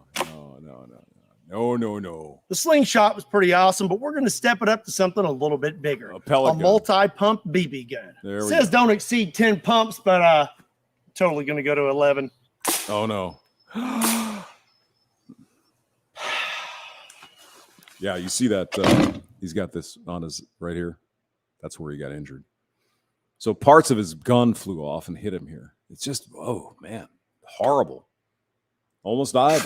BB gun. His dad was there, so you could imagine if your son, he's got blood spewing out everywhere. It's like, my God, that would be freaky as hell. But he made it. That's good.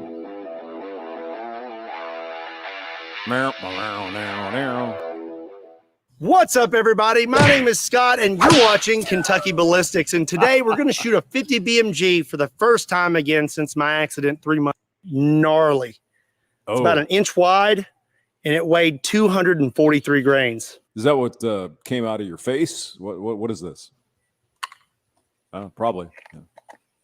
And then I also got a hold of these. These are the pins that were in my left finger holding it together. Oh, my God. And we got one more little guy in here.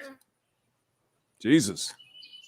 Don't want to lose this one. This is the other piece of metal that they found in my face that we were unaware was still there. Oh, Jesus. And for the record, this big piece of metal that they found in my chest was actually not the only piece of metal that they pulled out of me during surgery. They operated on me first and pulled this out, left me open, and then they had to go back in and dig out another piece of metal. So like I said, it's been 3 months, only 3 months since this happened. Yeah, he was effed up bad. I mean, you can see they're pulling up chunks of his gun. I mean, I'm already back out here. I'm really excited to be back out here. I feel very blessed, but I want you to know physical trauma is not all I've had to overcome. There has been a lot of mental trauma from this, and you're going to have that when you have a near-death experience, especially with one as extreme as what mine was. And not only me, my dad too. He has had to go through a lot because he was here. Yeah, he was there. I mean, he had to take him to the hospital. I mean, Jesus, imagine your kid, right? Just bleeding to death there. It's like, Jesus Christ, how would you do that?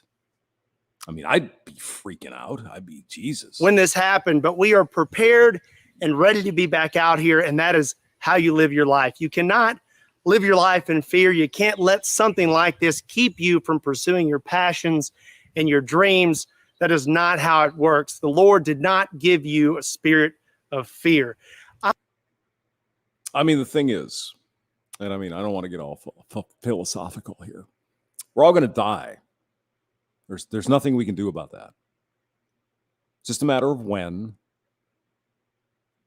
right? So I'm not saying go out there, hey, let's raise hell. We're going to die anyway. I'm not saying that. I'm just saying that you never know when you're going to go, right? This guy almost went because he likes shooting this gun. You know, you could be on a motorcycle. It's going to happen someday. So what's my point? I don't know. just live when you can, I guess. Live your life. You know. I am really excited to pull the trigger on a 50 BMG today. And I tell you what, if I can make it through what I made it through. I mean, if we can be full of philosophical here, you know, a lot of people think, well, you know, if I live to 100, it'd be great. Yeah, it probably would be. But the problem is about the last 20 years of that, you're feeble. Mostly. I mean, there's a guy next door, right over here. World War II vet, Navy. This guy is 95, I think. He's in better shape than 90% of the people in this country. This guy is a freaking bull, and he's 95. Full faculties, got all his health. He's not injured. Unfortunately, that doesn't really happen for a lot of us. We get feeble. We can't walk around. We can't see any. It's just live your life when you can. Live your life while you're young. You know, it's all good to live to 100, but man, the fun part is when you're under 50. Just do what you can then, you know? And overcome all that, get back in the gym and start rehabbing myself and come back out here and pull a trigger on a 50 BMG just 3 months after it almost killed me.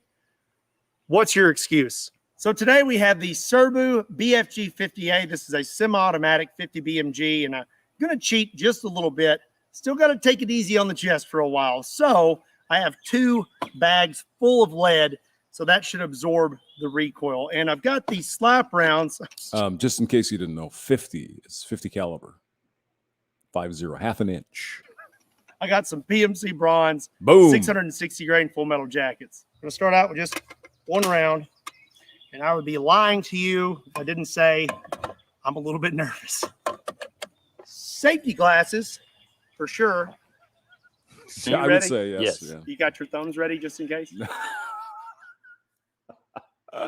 Just in case, yeah. Got to shove your thumb into my neck so I don't die. Boom. There we go. Limousine rye is one of the world's limousine rye. 6 years, huh? Well, dancinggoat.com. The Dancing Goat. Unique expressions of rye whiskey. Limousine rye is aged in vintage American cooperage, then finished in a custom 16-barrel. That's pretty good music. I like it. Limousine Oak Solaris system. This unique aging process results. Production sucks, but the music's good. In a product that is richly flavorful and shockingly smooth. Beverage testing is. I love the way they put the guitars in both speakers. It's beautiful. I'm sorry. I'm geeking. I'm geeking. Exceptional. I'm geeking. Sorry. Here we go. Woo, 1, 2, 3. right. Okay. Hey. Boom. There we go. Bingo.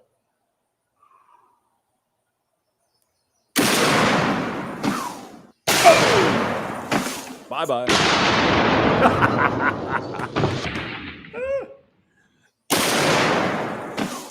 That was. Oh my God. I think I heard a freaking ricochet. No, that was it.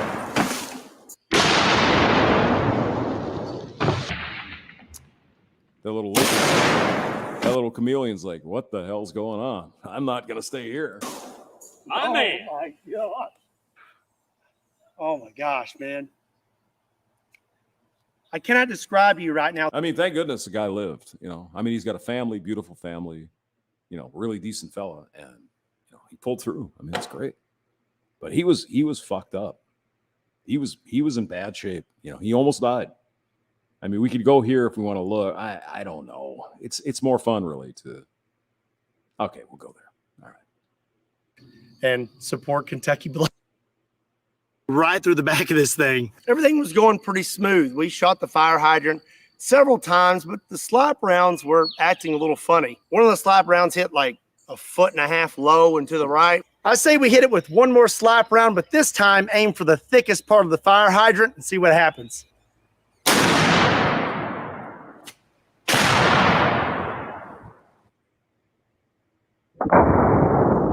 And not only the muzzle flash is big, but he hit way right. And I mean, this guy is really good. I mean, if he points to something, he hits it. So something's weird, right? Something's going on here.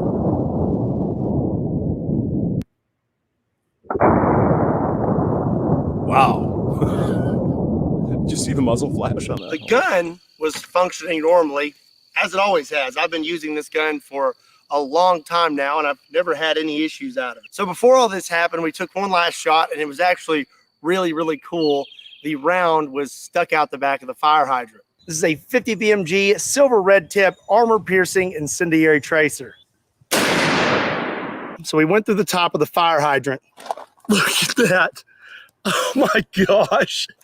It's just stuck out the back. After that, I decided I was going to take one last shot with a slap round and try to hit the thickest spot on the It's always on the last one, isn't it?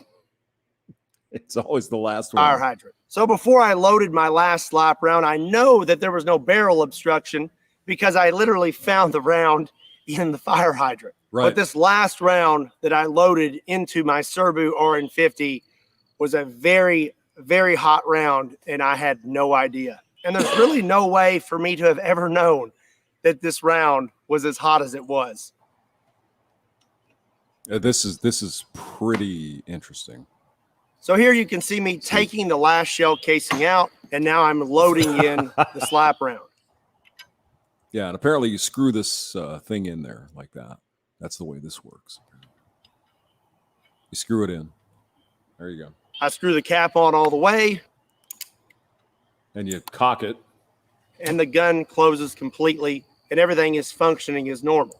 And one thing is something someone may mention is maybe I didn't screw the cap on all the way. Well, you can clearly see the cap is screwed on all the way, and this gun actually will not close if the cap is not screwed on all the way. So everything was functioning good on the gun. What I didn't know was the slap round that I put inside it was extra, extra hot. Apparently, I think the rounds he was using were reloads. Apparently, maybe somebody didn't do it right. Not sure. Not sure what happened. Not blaming anyone. Just saying that it happens, right? And I had no idea. And there's really no way for me to have ever known. These rounds are extremely rare, and they're very old. Yeah. They're like $100 a piece. These aren't manufactured anymore. And really, there's no way you can really know what's happened to them over time as they've passed hand to hand. I was under the impression that these were genuine military surplus rounds and hadn't been tampered with. So now I'm going to actually show you what happened. New chicken nugget. Yeah, I don't know if tampered maybe isn't the right word. You know, reloaded probably would be the better word, but I don't think tampered would mean to kind of indicate that somebody did something in a bad. I don't think that was the case. It was just reloading. Nuggets, everyday value. New chicken nuggets, everyday value. Boom. We've got the meat. Let's go. Hey, Mom, hey, Dad. Everybody, I'm doing good. It's not graphic. All the graphic stuff happened. Well, I mean, it's after pretty. the It's fact, pretty. and I'm going to tell you all about that. It's but pretty bad. I am going to show you what happened, just so you can see what happened to me that day. I mean, you can see the gun there in pieces. The thing blew up, as you will see shortly. I mean, this is scary shit. His dad is actually, running the camera here. And, the crazy thing is when you see his father, it's like, that's his father? These guys are beefy. They're big, huge men. It's pretty amazing. Boom.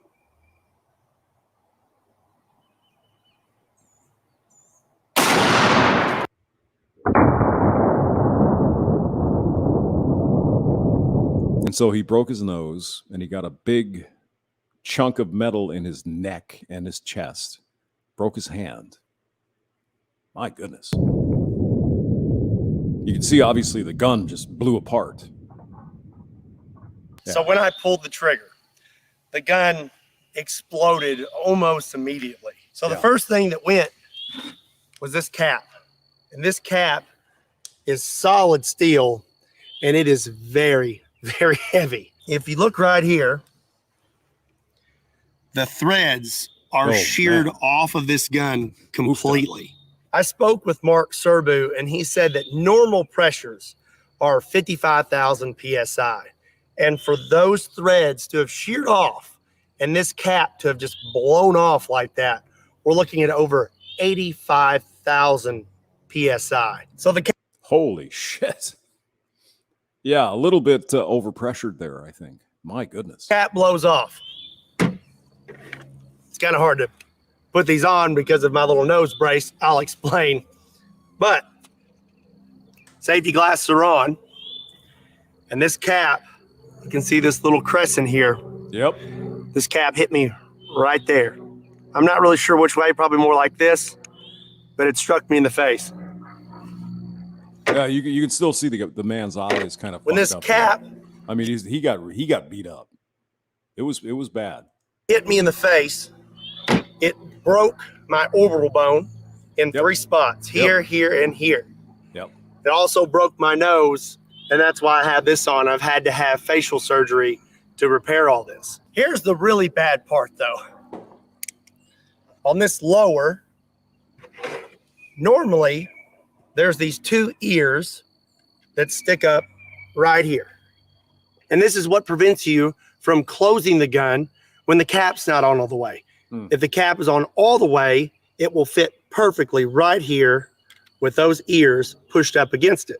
When the cap blew off the gun, it came straight back, shearing those ears off the lower. One of these is still at the hospital, and this is the one we found. This one zipped right past my head, went inside my hat, blew a hole through it, and took it off my head, what appears 7 to 8 feet. Now, the other one is what almost ended me. The other ear hit me right. Jesus Christ. Oh my God. Look at that. Holy shit. Right here in the throat.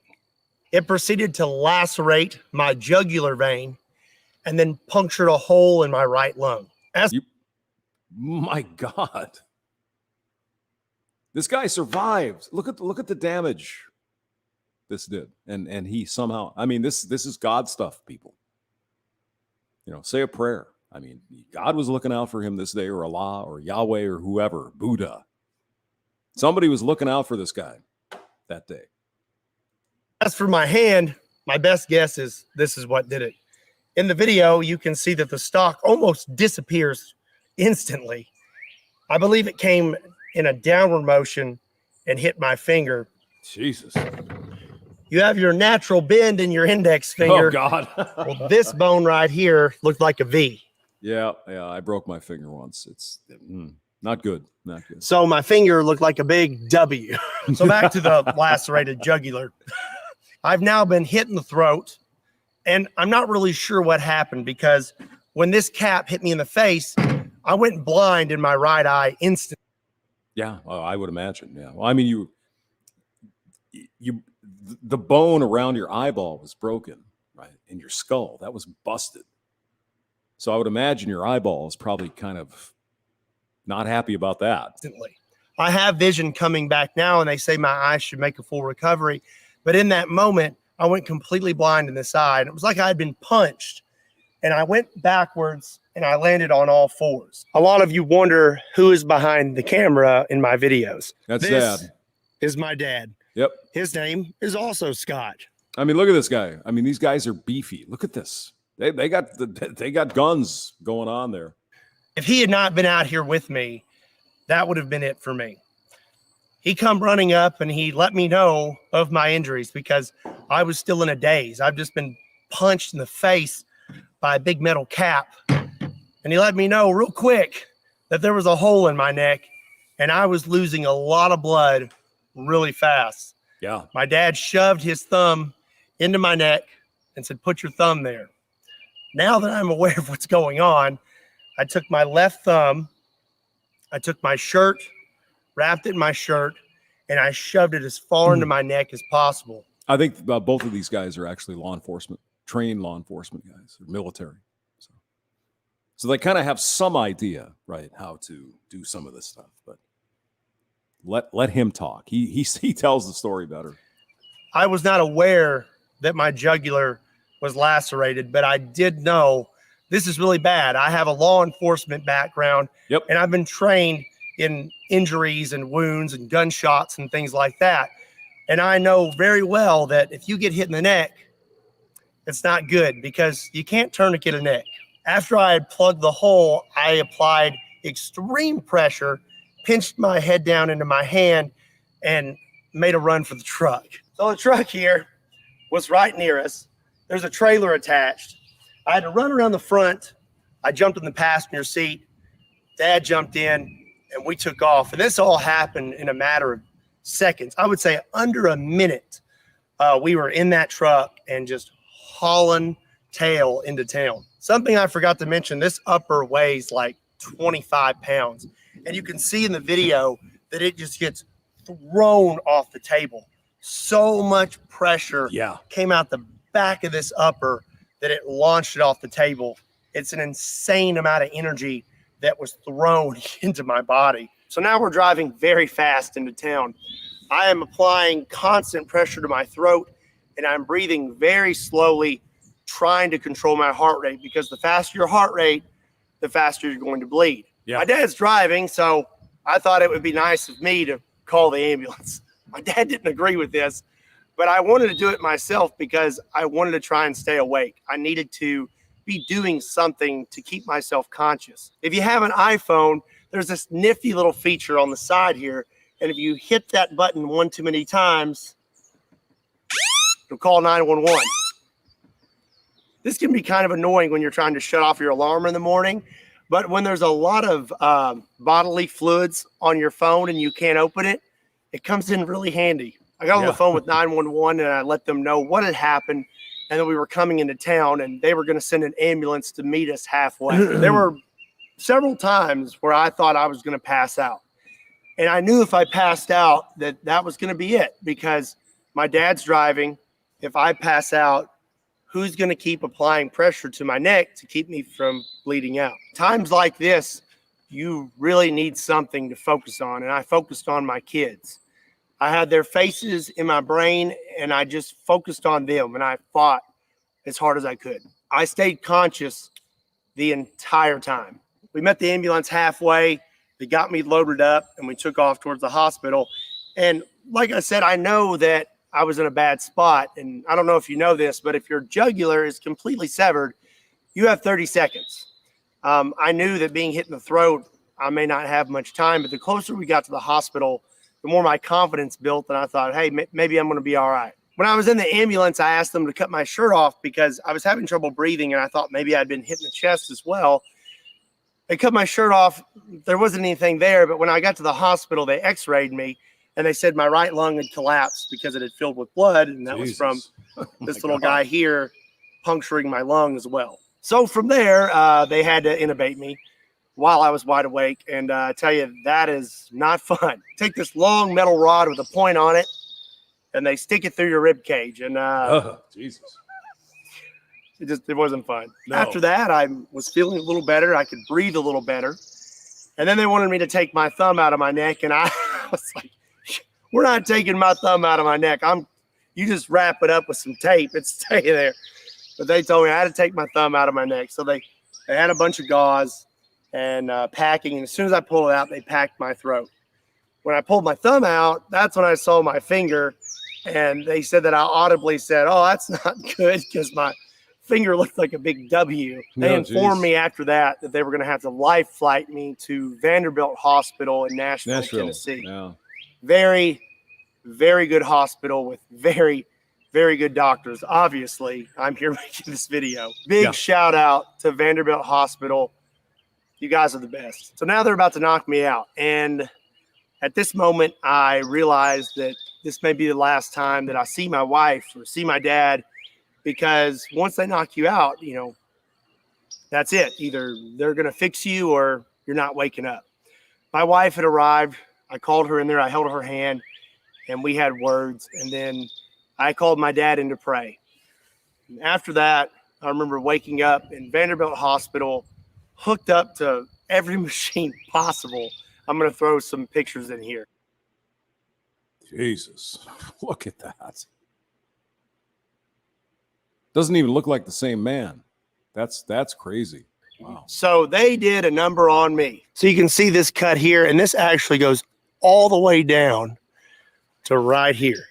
To repair my jugular and my lung, they had to open up my chest completely. They cut me completely open, just like open heart surgery. They told me a guy my size should hold 6 to 8 units of blood, and total from all the blood I lost from the initial injury and the surgeries, they had to give me 5 units. There was also there was also a chance that I could have had a stroke. To repair your jugular vein, they have to pinch it off. Well, your jugular vein supplies the oxygenated blood to your brain. Yeah. So they can only pinch it off for so long. They pinch it off, they repair it. Then after that, when they open it back up, all that blood rushes into your brain, and there's a chance you could have a stroke. Praise God, I did not have a stroke as well. Yeah. As for my hand and my face, they had to do surgery on that as well. I have pins in my finger to hold it in place. And like I said, they had to repair my orbital bone in 3 spots. As you can see, they cut me here and right here. And they also cut inside my mouth all the way back here to the front to be able to get to all of those spots. So I had a breathing tube in, but I still wanted to talk. I wanted to know what had happened to me and what was going to happen. Well, my nurse, Cody, shout out to that guy, best nurse ever, brought me a dry erase board so that I could write and ask questions. I wanted to talk to my wife. Well, he would call her for me, and then I would write out what I wanted to say, and he would say it over the phone for me, and then I could sit there and talk to my wife. Also, I really wanted a Mellow Yellow. I was craving it so bad. When I was finally unhooked from everything. Well, you're from Kentucky, so you got to have yourself a Mellow Yellow. I remember sitting in my room, and he peeked his head in. He was like, "Can you eat and drink now?" I said, "Yeah." He handed me a Mellow Yellow. Coolest nurse ever. So for about 2 days, I had tubes coming out of the front of my chest, 1 tube coming out of my right side, and 1 tube coming out from behind my collarbone to drain everything around my lungs. Jeez. Now, to carry this little vacuum pack with me. They removed those really quick. I'm healing extremely fast. They kicked me out of trauma within a few days. This happened on April 9th, which is a Friday. I went home the following Saturday. I mean, he's a strong young man. Yeah. Holy shit. Can you even imagine this? My God. I mean, I go in to get my wisdom teeth pulled out. It's like, oh my God. This guy had his freaking jugular vein cut. There's a lot more to this and story. A lung collapse and oh my God. When it comes to my injuries and everything that I had to do to overcome them. Long story short, I shouldn't be standing here. I should be 6 foot under. And if it wasn't for God, I wouldn't be talking to you right now. That's what I'm saying. This, you know, you don't have to believe in God. It's fake. It's bullshit. Something was going on here, you know, for this guy to survive. I mean, you could call it luck, fate, whatever, something. Because I mean, by all accounts, this guy should be dead. I mean, you're gushing blood out of your freaking neck, and oh my God. I know there's one big question that you're all wondering: what's going to happen to Kentucky Ballistics, and am I going to keep making videos? And of course you are, because that's what you do. So thank God, you know, praise the Lord, praise Yahweh, Allah, Allahu Akbar, whatever. I mean, just how in the world That's pretty amazing. That is pretty amazing. And so there's a, let's see, where is it? He's really fun. His videos are good. Let's see. He has a, I think he has a video here where he does like a year in review or something. There we go. Best of Full Auto Friday. You guys ready for this? I think so. Let's do it. I mean, who doesn't love blowing stuff up? We've all had some time to think. Go, Daddy. To imagine a world where we have the tools to sell things that aren't just things. Okay. Try online work and project calendars. Oh, yeah. Unlike traditional calendars, Wrike calendars Try are directly Wrike.com. connected to projects and tasks. They always reflect your most up-to-date plans and schedules. Okay. It's great for taking out eggplants. And if you sign up now using code Kentucky, you'll get this $250 knife for free. Forgot that table was plastic. So go check out the Big Dude Bag, and after you do that, sit back, relax, and enjoy the best of Full Auto Friday for 2020. What's up, everybody? What's up, everybody? What's up, everybody? My name is Scott. My name is Scott. My name is Scott. You're watching Kentucky Ballistics. You're watching Kentucky Ballistics. You're watching Kentucky Ballistics, and it's Full Auto Friday. Oh, yeah, baby. There we go. That would be a Chicago typewriter. Boom. Oh, my goodness. Bingo. There we go.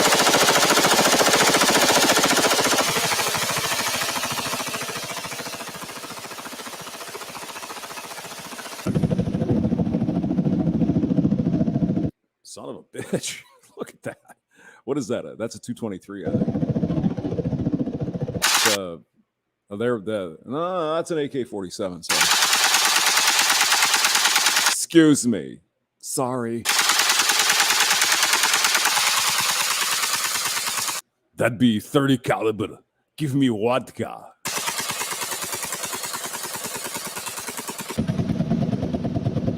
I'd hate to be that crash test dummy there. Ooh, not a good day. Really bad day. Welcome to the Thunderdome, brother. I'm coming to get you now. I've got a Gatling gun now. I'm coming to get you. Whoa.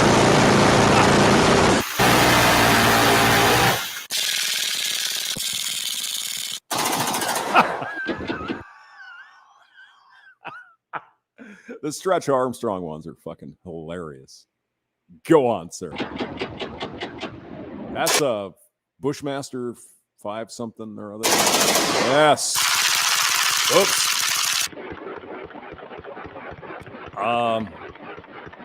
Yeah.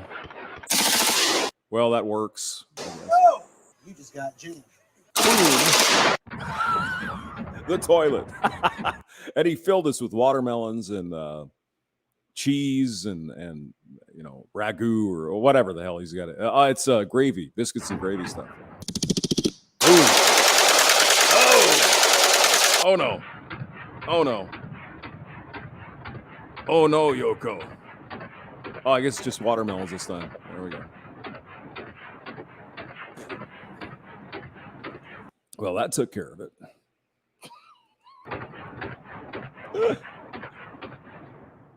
And he took care of his camera. The GoPro.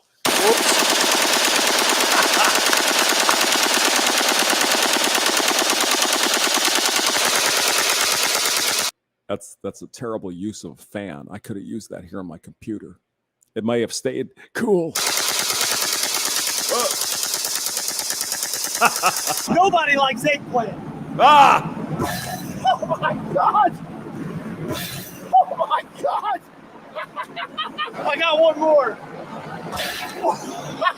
Even the damn fan doesn't like eggplants. Nobody likes eggplants.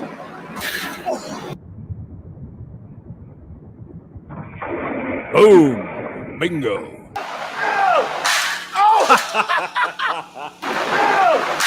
Oops! Oops! Yeah, that didn't work. Oops! Nobody likes eggplant.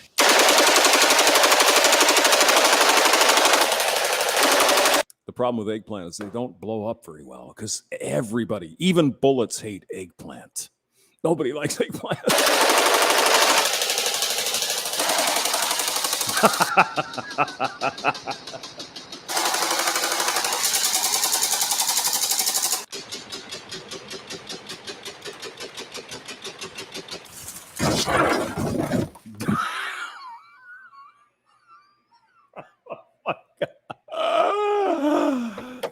You got to watch this channel, guys. This is funny. Let me let me put the link in. Yeah, no, I mean eggplant parmesan's good. Yeah, Stephanie. No, I agree. I actually, okay. I admit eggplant parm is good. I like eggplant. I had it. I cooked it myself. Didn't turn out so well, but yeah, it was barely edible. But I'm a man. What do you expect? Hey! Boom!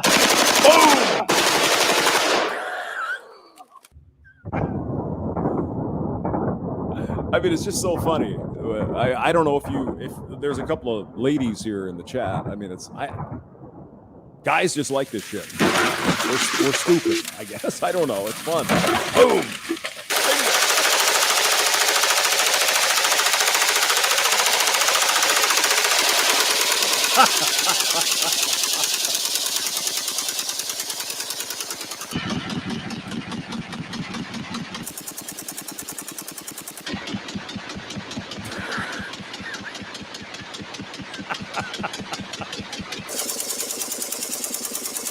I mean, he's not hitting anything there. What the, sir? What the hell are you doing? Hit the damn thing right there. There it is. Come on. Oh, okay. You got it, I guess.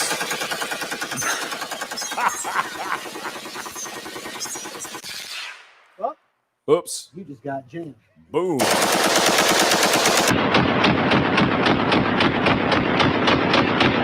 I don't know.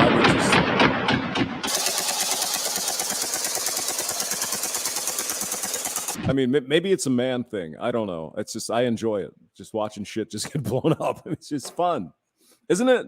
I think it is. Boom. Bingo. Yes. And thanks to my fan from Home Depot, we can do this for you. This is not a sponsored video. But thanks for the fan, though. It took us it took a while to find the damn thing over at Target or whatever, Home Depot. We're not done yet. Boom. Bingo. Yes. Oh. Guy's beefy. I mean, he's built. He's a brick shed house, man. He's pretty. Yeah. Blow it up. Yes. Oh. Oh. Yes.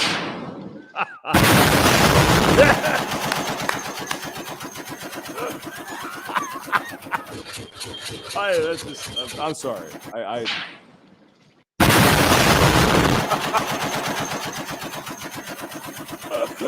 I'm such a man. I don't know. Do it now. Shoot my deuce. There we go. Yes.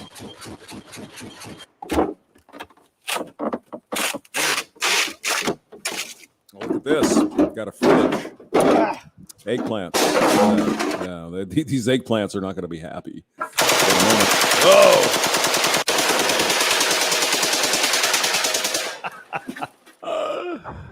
Yes. Look at that mustard. Oh, yeah. And somehow, with an automatic freaking weapon, he manages to miss the milk and the orange juice. How does that happen? How is that even possible? Dude. Scott. Oh, okay. Cabbage. I mean, that's one way to make, diced cabbage for your salad. You could do that, I suppose. Boom.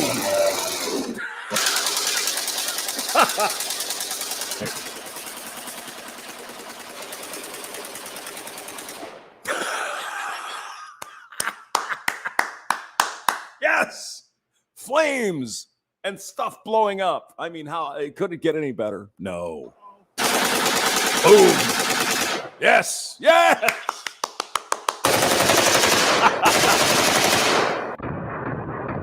I mean, come on. That is, please. Lawnmowers blowing up, flames. Come on. This is better than prawn. This is better than OnlyFans. Although I don't know that. I've never been there. There we go.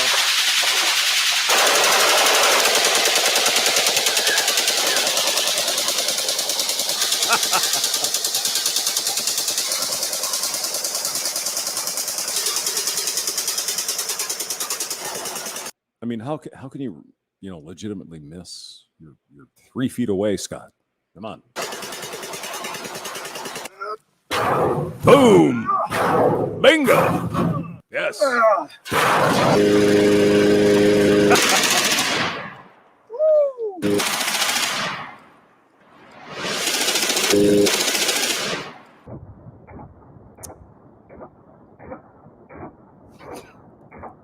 Davina Duckworth says hot lead salad. Yes. Well, hey, chopped cabbage, good for you. It's healthy. With a side of lead. No, probably not so healthy. Oh, boom.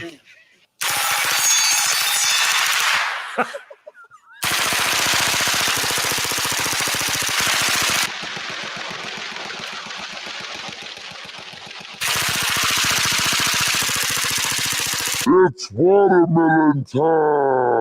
Yes, it is. Let's do it. Kill the watermelons now. Do it. What kind of cheese is that? Nacho cheese. Hey, mayonnaise and ketchup. Excuse me, I think we have ourselves a Russian dressing here, people.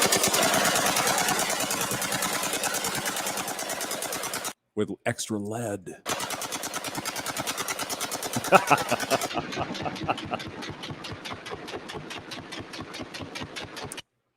It's appropriate. He's shooting it with an AK-47. Duh. Vodka. Give me vodka. More toilets.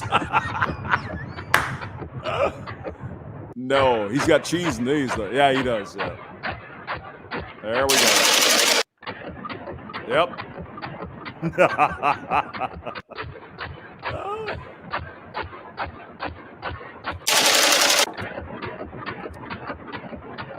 Well, you get that cheese all over the toilet. Looks like you had a bad Saturday night. What's you saying? Boom. Bingo. Bring it on. I got nacho cheese on my AK.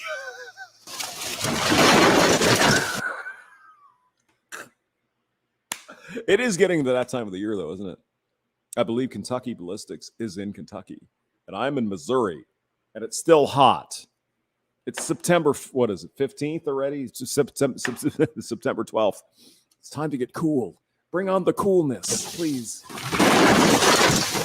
Well, hamster, it's only going to be like 97 today. What do you want? It's like, it's not, I don't live in Texas. Please give me 70 degrees, if you wouldn't mind. I'd like that. No? Boom. I think that put a dent in it. That's not a good sign.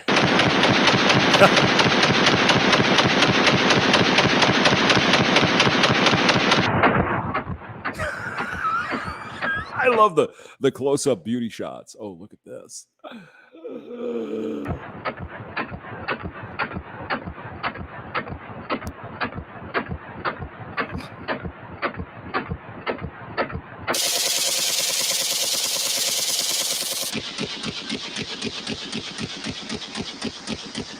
I mean, that's the thing. They got to put all this like sheetrock in there because it's supposedly, apparently, if something burns, like your house burns down or something, it has to survive that. But when you shoot it, doesn't look so healthy,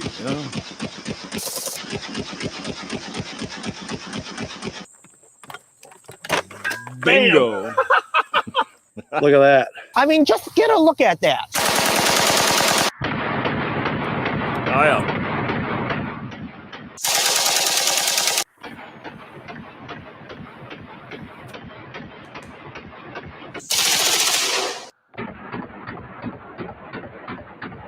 But son of a bitch, this lock survived. Look at that. He's blasting it with like AK-47 rounds. It's pretty amazing.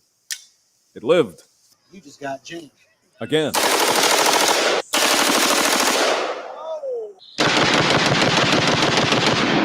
Bro. Little chameleon. You gotta get out of here, man. I'm gonna save you. I'm gonna save you. Oh, where'd he go?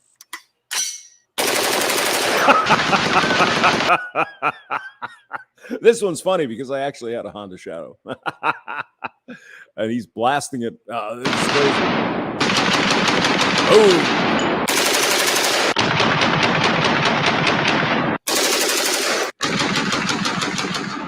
If I could just get my Hyundai back and I could get out this automatic weapon and kill it. I hated that fucking car. I hated it, man.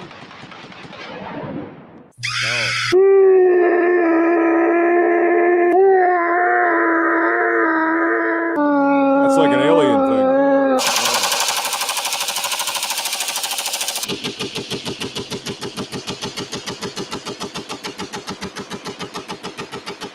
The odd thing is it survived quite well.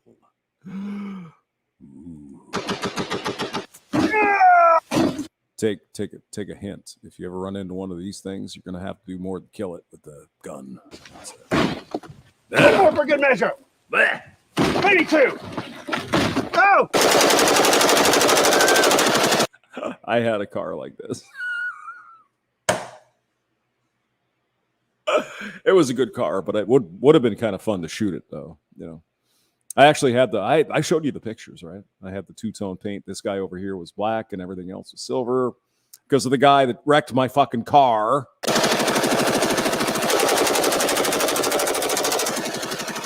He was the man who picked me. I said, "Hey, you can use the car all weekend. I'm going to job interview somewhere else." So it comes back in chunks, and he brings a crack whore to the airport to pick me up. It's like, what the fuck is this? And I'm not kidding. I am not exaggerating. There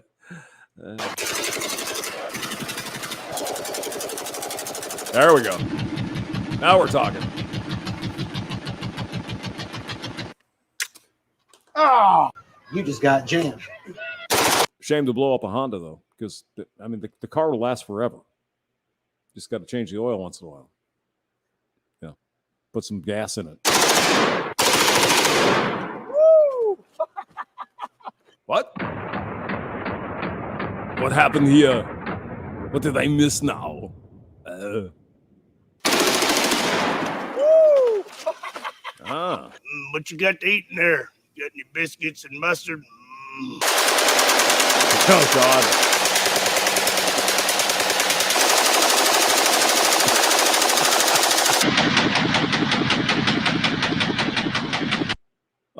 Hey, Dad, Scott. Yes, Scott. Well, here's an idea. Let's go ahead and get some water fountain and try to blow it up. Sounds good. Let's do it. Let's get her done.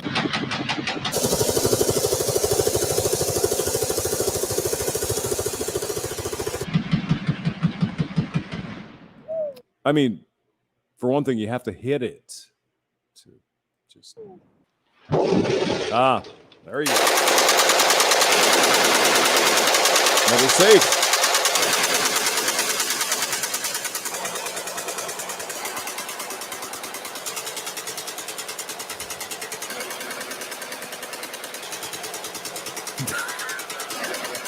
I mean, it's just so mindlessly stupid. I love it. It's great.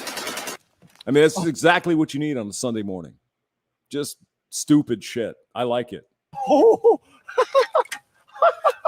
I can't believe that.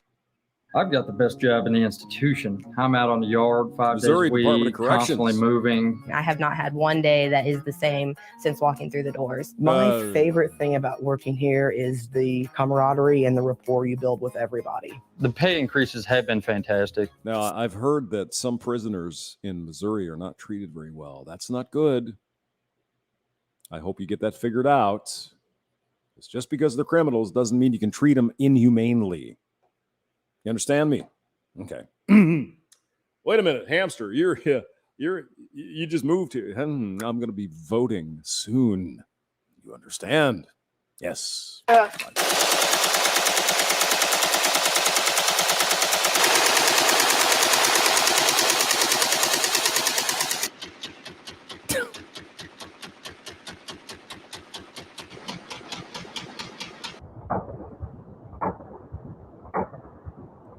I found the secret to enjoying Blue Chair Bay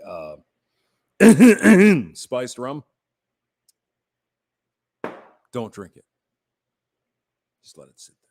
It's like potpourri. Fills the atmosphere with beautiful scents. Just don't drink it. Ugh. You just got jammed. Again. Let's let her rip.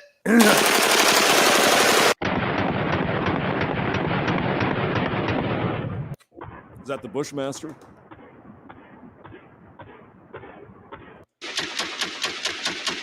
That's the AK. Boom. You just got jammed. Let's let I her think rip. that's the Bushmaster. Yes. Oh my God. It's like 458 or something. It's big. It's huge.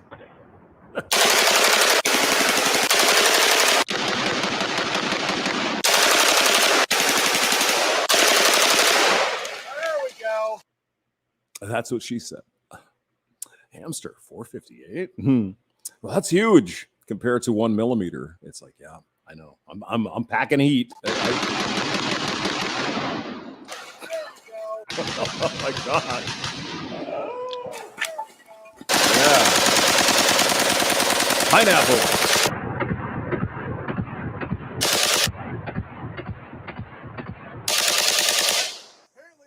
Again, pineapple doesn't really blow up all that well. So, yeah, watermelons are kind of like the gold standard. I have the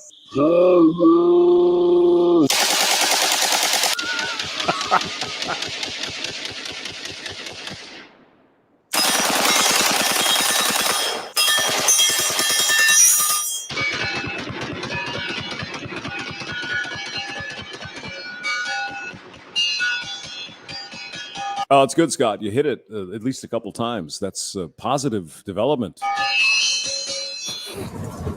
There we go. That's really a good car, actually. You should probably have kept that one. Has arrived. I had a lot of fun today. Yeah, you should have kept that car. That's a good car. Yeah. And now he does one here with I gave Demo. I don't like Demo Ranch. I'm sorry. Nothing against him. I just don't like his thing. You know, sorry. Just me no likey. Me no likey. Oh, what do we got here? Hickok 45, elephant gun. This is fun. The elephant gun. I mean, my goodness. You know, if you can, I abhor, you know, shooting like an elephant. Why would you do that? I mean, unless you had to. The elephant's coming at you, but you leave the elephants alone. They're not going to bother you. They don't want to bother with you, and you shouldn't bother with them. But I mean, I suppose if it gets to the point where okay, but I just leave them alone. It'll be fine. Let's see. I just don't like killing things. Just don't like it. Oh, you eat chicken, don't you? Yeah. I know. Possible. Again, go check.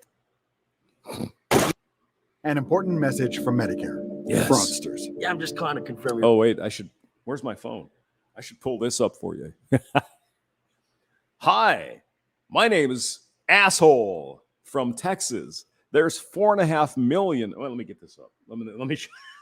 This is fucking ridiculous. Is this actually happening again? Oh my God, hold on. Let's see. It's in my spam folder. Oh, shocker. Spam, okay. Here it says, from John Chamber. Mr. Chamber. Well, isn't this a lovely day for me, huh? $4.5 million. Wow. Out of nowhere, it's like a miracle. Dear customer, that would be the hamster. My name is John Chamber of Citibank, Texas. How are you doing today? I wish to inform you that your total fund of $4.5 million was deposited here by the United Nations Compensation Board. Oh my God, no. And we have made all the arrangements on how to ensure that your fund hits your account. You're advised to provide the information below to us to enable us to enhance the transfer. We just need your bank name, your bank address, your account number, your full name, cell phone number, social security number. Just a couple of details, right? You are to forward all the above details to this email address at citibankgroupdalsoffice@gmail.com as soon as possible, and we shall proceed and get your fund transferred into your account once we receive the... we should probably do that. That'd be fun. Yeah. Do it some... Are you fucking kidding? Oh, I got another one too, by the way. This was apparently from a soldier in Syria. What was that? And I'm getting a bunch of Trump shit too. It's like, Jesus Christ. President Trump, stop. My God. Please. Okay, I must have deleted it. I don't see it. But it was like a soldier. I'm fighting for the country of America in Syria, and I found myself $10 billion worth of gold. I'm just wondering if you can help me. I'll give you some of it if you could just give me your bank account number. Your Medicare number. They're out to Really? get your Medicare number. Don't give them the chance. Seriously? Guard your card. Learn how at medicare.gov/fraud. Yeah, don't Paid be for by fraud. the US Fraudulent Department of Health and people. Human Services. People's. Yeah, he looks There like we go. he's all right. You shouldn't kill this car. It's a good car. I had one. Nice car. What's up, everybody? My name is Scott, and you're watching Kentucky Ballistics. We're Except the air conditioner went out, but it happens. back out on the range, and today I have a very exciting video for you. You've requested it a lot, and we're finally going to do it. We're going to disable a running car with the elephant gun. I'm really curious to see what happens. But before we get started, I want to make something very clear. Why don't you get yourself a Hyundai? Disable that, not the Honda. We're on a private range in a controlled environment. We are trained professionals. Please do not try anything you see in this video. We're going to try. I'm going to aim to kind of hit. Oh, this has got the V6 in it, so it's got the double tailpipes in the back. I only have the 2.4. Loser. You only had one tailpipe. Right here at the side of the motor, and we're going to see what happens. I'm pretty pumped. This is an 08. How do you know? Or an 07. Count the spokes on the hubs here. 1, 2, 3, 4, 5, 6, 07. 2007. That's the way they did it. My 2005 had 5. Oh, those Japanese shooting guys. a car with an elephant gun is pretty cool. But you know what's even better than that? Shooting a car with a tank. I can't do that in real life, but I can do it while playing War Thunder. They are today's sponsor. War Thunder is an online military vehicle combat game. It's free. I mean, Scott, no issue with you, but I've looked at it, and the graphics they put into the commercial is a lot better than what you get in the game. Just pointing that out. War Thunder for sponsoring today's video. Now let's blast this car. I mean, it's better than 8-bit, but not by much.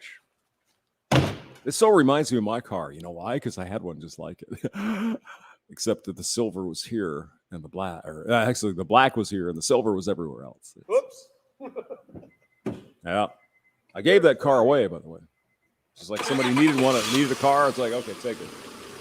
I'm gonna rev up the motor just a little bit. I mean, what's it worth? Well, it's a 2005. It's 2019. What are you going to give me for it? Just take it. You need it, take it. No problem. Oh, Mr. Moneybags. Come on. What am I getting? $500? Put on the emergency brake. Yeah. And cut the wheels that way. Those wheels are worth money, though. Freak accident, the car's going to take off that way. Yeah, those wheels are actually worth probably about $500. So Honda makes good wheels. They last. Yeah. I've got 8 spokes in my new one. It's a 2008. What? What do you mean? No. A little bit? Yes. That's true. I'm not kidding. Car's running and ready to go. I want to go ahead and assure you that I have everything I need out here in case something were to go wrong. We've got fire extinguishers and all that good stuff. This is the elephant gun. But do you have an extra thumb just in case? Scott. This is the CZ 550 chambered in 458 lot. And I feel like it's only appropriate that I use these. 458. These rounds, by the way, are $100 a piece. In case you were wondering. 100. These are made by Nosler. They are 500 grain brass solids. I say we just shoot one time, go check it out. Then we'll just keep shooting as needed. I would get the 22 or the 223 because the elephant gun, every time he shoots, $100. It's a Benjamin. I put a little black dot on the hood. That way I kind of have an idea of where I need to aim. Okay. Oops.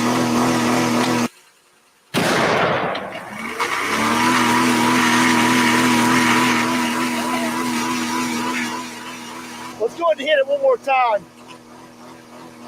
You just got That car kind of freaked out. Interesting. jammed.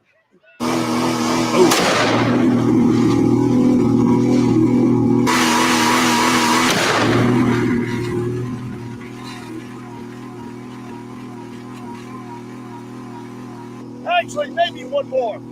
I think he hit something important. Boom. Uh-oh.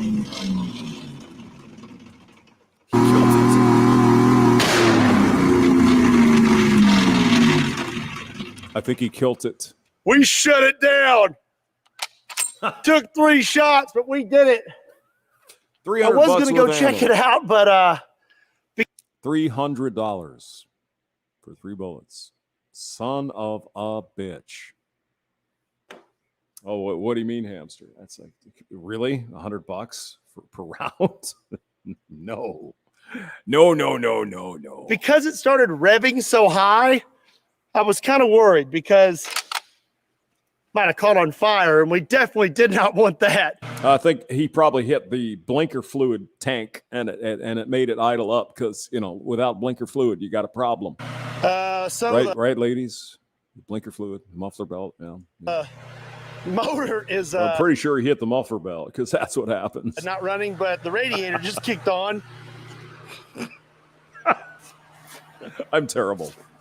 I'm an awful human being. I'm an evil man. What can I say? All right, who's here? Michelle Guevara still hanging on. Hello. Nobody, not me. Hello. 4570 is a good, yes. I like that. Thumper, the sweaty fat dude. 4570 is not a bad way to go. That helps. Let's see here. Thumper says, fastest relative rigs. My daily drivers run 12s and 11s for less than 5,000. Well, yeah, but you're putting hooch in there, bro. Most of us don't make our own gas. You do. All right, who else is here? Let's see. Divina Duckworth. I can't say your name, but I know who you are. And I'm so happy to hear from you, and you're here. So We got some smoke check your email. I send you stuff. coming from inside. You don't like it, but I send it anyway. Yeah, that's No, not actually, it's not bad. It's not as bad as you think. bad. That thing was about to overheat. That's all exhaust. That motor was getting super hot, revving up. See, look at this. This is class, people. This is the V6. It's got 2 tailpipes. My loser Honda only has 1. High. Oh, no. Well, let's take this brake off the gas. You gotta try So to we start got 3 holes right here. This Huh. is my little bit of spray paint there where I was wanting to aim and had a decent little group. There's like chunks everywhere here. What is that? The cart was bleeding? No. Yep. Put the thing up. Oh, this. All right, Oh, let me hey, find look at something this. to prop this up with because This is class here. It's got the things where my car just had that little rod thing. I mean, was wanting to aim and had a decent fucking little group. loser. That's me. See? Look at that. It's got the thingy madoodles here. Oh. All right, let me find something to prop this up with because these are just not working. I'm sorry, sir. I think maybe you're missing your oil cap. That's probably what's problem. That's the biggest problem. You don't have the oil cap. Those are clean hits. Ooh. My handy dandy 2x4. Boom. Bingo. Bang. There we go. Oh, he doesn't have the thing? So here is where we hit all 3 times. I'm going to remove this piece of plastic here. That's not plastic, actually. Looks like we lost our oil cap, and it's right here on the ground. We lost our all Which is cap. odd. Yeah. 5W20. So here's where all 3 of our shots hit. This is our valve cover and cam, I think. That's a really good engine, by the way. I like the 2.4. This is pretty simple, but the 3's all right. V6 is good. So it works. Mechanic, so not 100% sure. Took out one of our coils. Uh-oh. And then if you look in here, I don't know if you'll be able to see it on camera. I mean, he spent $300 shooting the car. Those coils are probably $50 a piece. You could sell them somewhere. Scott, what are you doing, man? You can what see are you right doing? there, finally the camera focused. It looks like we made it to the valves. Hell yes, you did. Oh, yeah. And that's probably what killed the motor. I want to be safe. Even though this car is dead, and there's no chance of it really catching on fire. Get out the flamethrower. Let's see that happen. That'd be fun. I feel like we need to take some precautions. Put a fire extinguisher in here. Oh, God. Probably about right there. Be good. Yeah. Yeah. Now get some stuff that'll start on fire. Some whatever, thermite or whatever. Put it in there. Do it. If we can shut this on it. Shoot it. Oh, God. Oh, it's shut. Oh, it did. All right. Load up a few of these bad boys. 400. These are Hornady 500 grain DGX. Let's see if we can hit that fire extinguisher. Must be nice to be able to print money. Jesus. Oh! Boom. Me like it. Sorry, Mabel. Looks like your muffler belt fell off. Let's go check that out. Here we go. This reminds me of the band when we had the fire extinguisher incident. Did I ever tell you that? Oh, okay. Oh. Do that. Oh. Mm-hmm. Yeah, you don't want to get that all over your guitar. It's a bad day. Oops. Boy, that really ripped a hole in that sucker. Holy shit. Hit the bottom of it. Wow. That's a pretty effective way of putting out a car fire, if you ask me. Now, you can call me paranoid if you want. I think you should put a big can of gas in there. I don't want to take a risk with something like this. That'd be fun. Oh, yeah. There you go. Oh!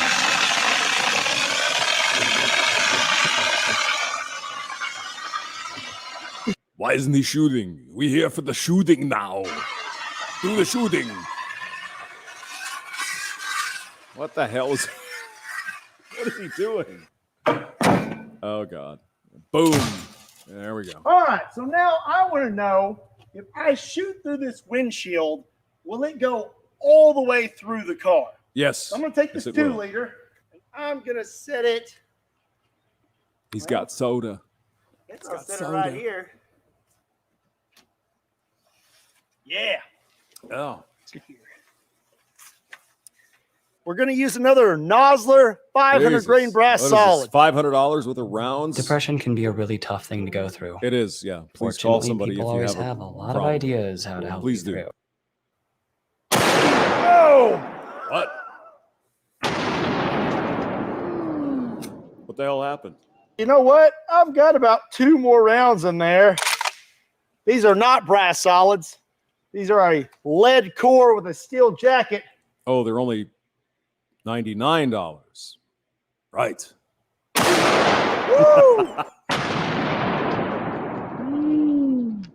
Mm-hmm. One more. Can we see something Get over blow here up? to Like the left, explode? on the That'd be passenger good. side here. No. Oh, God. Yeah. Yeah. They kick so hard. We got our 3 hits. One right there, one there, and one over there. Here's our 2-liter. That's got like the leather interior too. So that's a nice car. Bitch face that one. It wasn't 2007. It was like 2003 or something. Nice car. Looks like we had a good hit on it. I think she had the V6, but I don't know. Probably. We hit our seat right there. I mean, she wouldn't be a loser with the 2.4 and 1 tailpipe. No way. Looks like we hit our back seat right there. Did we make it through the back? Which car did she have? Hold on. We got to find out. Sure, why not? Honda Accord 2-door. Oops, not a 3-door. I think it was 2000. Hold on. 2000 door. All right. Huh. Where's the thing here? Oh, this is sorry. Excuse me. This is YouTube. 2000. What's 2000? Honda Accord. 2-door. Images. Let's see. Oh yeah. Yep. She had the gold one. It was a nice car. Really nice car. Actually, she had the wing on the back and everything. Is there a gold one here?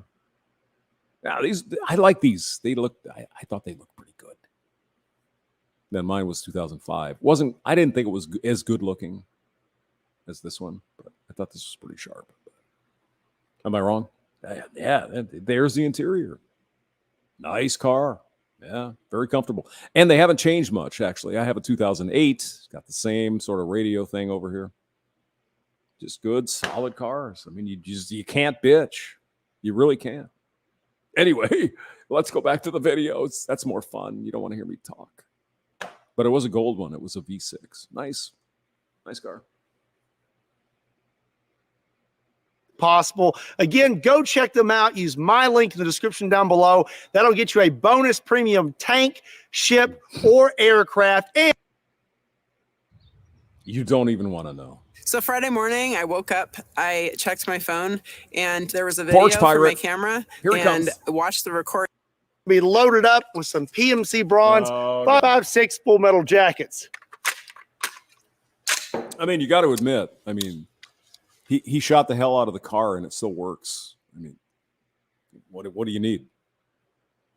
I mean, your Chevrolet is 1 ounce low on oil. Well, your car's going to blow up. Okay. Here's a Honda. We're going to shoot it and it still works. Let it rip, right? Oh, there we go. 458 SOCOM. Son of a bitch. Oh my gosh. That's a lot of fun. That's a Let's big do another round. mag. I think it's 458. Who cares if it's 415? Whatever. You just got jammed. Let's try again. Blow it up now.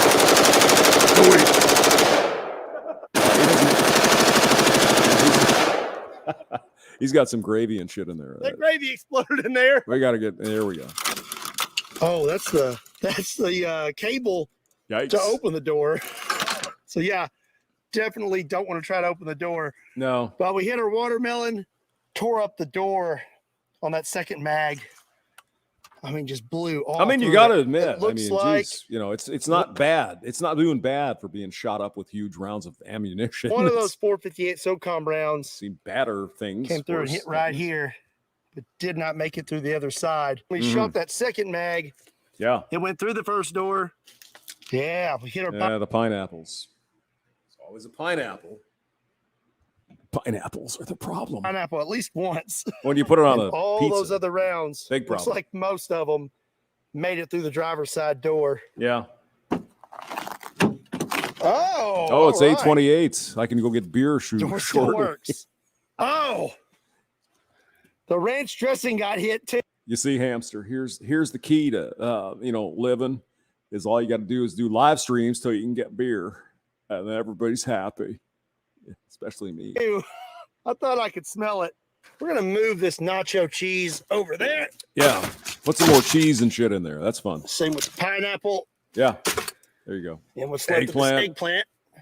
Nobody likes eggplant. Door still shuts. Okay, time for the grand finale. We've got the full auto AR, and I have a 90-round Snell drum full of PMC bronze 5.56 full metal jackets. I mean, is it me? Is it a man thing? I like this. It's stupid, but it's fun. I like it. Davina Duckworth shooting sideways. Yes. Where's the keyhole? I don't know. Bridges don't fly. If you did a slow motion barrel roll fire, they would have blown up. Saw it on the highway. Yeah. Okay. Leather interior. Yes. I had. I didn't have leather on the other Honda, the 2005, but I do have leather on the 2008. It is a nice car. Honda puts together a solid car. The Accords are. That's all you'd ever want. They run forever. They're comfortable. They're quiet. They work. I like it. Got the sunroof, 4-door. I like the 4-door. I'm not going to do the 2-door anymore. 4-door at least. Plenty of room in the back. You can fit 3 people back there. It's comfortable seats. It's got all the shit. It's a good car. I paid $5,000 for it from the old man. It's wonderful. It's got 41,000 miles on it. I mean, what do you want? I mean, if you could get a car like that for $5,000 today, buy it. You can't. It would be a $22,000 used car if you could find one today. It's crazy. Crazy with these used cars. Go ahead. Get in there. 223. No! 5. You just got jams. Do it. Hit it with the lead. Dang. Do it. 80-round drum now. Let's see if this works. Nope. Well, the drum mag is not working. It's not working. We're going to have to get a new one or something, but it's okay. The show must go on. I dumped out all the ammo, loaded up 3 more 30-round mags, and we're going to blast this car. Did you put some more We'll just try to gravy in there reload and as fast as That'd be possible. fun. Here we go.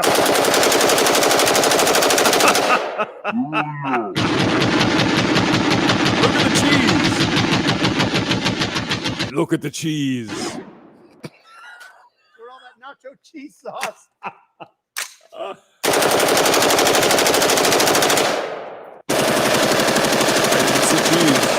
There's no cheese. All right. I mean, we only got cheese the first shots. What we need is more cheese. Blah. It wasn't as fast as the 90-round snail drum, but Yeah. it was still fun. For sure. Let's I mean, have how a could it not look-see be? here. You're shooting. I know for a It's fact fun. that we hit the nacho cheese. Oh, man, look at that. Hey, Mabel, I think we're going to have a salad with some cheese sauce for lunch today. Yeah, it's in the car. Oh, that is so bad. We have a I'm lot terrible. of holes in the door. We've got a lot more holes coming out this side this time, but still Yeah. not that many. For 90 rounds, Yeah. that's not many holes coming I'm out telling the you, other they door. build them See like if a we can brick still shit house. open Here. this. The Honda knows what they're doing. Hey, all right. Honda makes a good door. I'm certain part of their Six Sigma testing is, hey, let's dump 150 rounds of ammo into the car and see if it goes through the other side. Yes. Let's see if that happens. Probably That's not. so nasty. This is awful. This is just absolutely awful. Okay, one more thing and then I'm done. I mean, to a hungry man, it looks pretty good. I wonder if Quick Trip has any breakfast sandwiches. Got the full auto 458 again, but this time we have some Underwood ammo, 300 grain brass Jesus solids. Christ. And I'm going to put all 10 through that hood. See what happens. Oh My new my money God. Refinance. Yeah. Free up cash. Tune that guitar, turn my baby. spare room into There a we go. recording studio. Yeah. Happens. Let it rip, Tater Chip. Boom.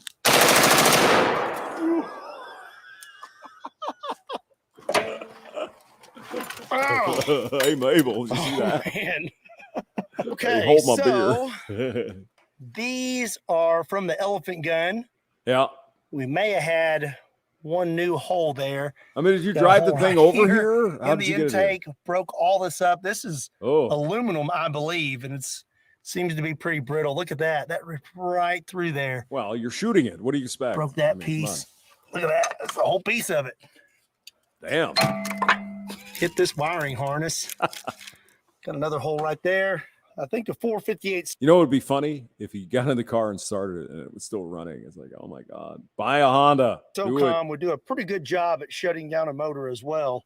Well, that's going to be it for today's video. I think that would be funny if you got in the car and it actually worked. That would be interesting.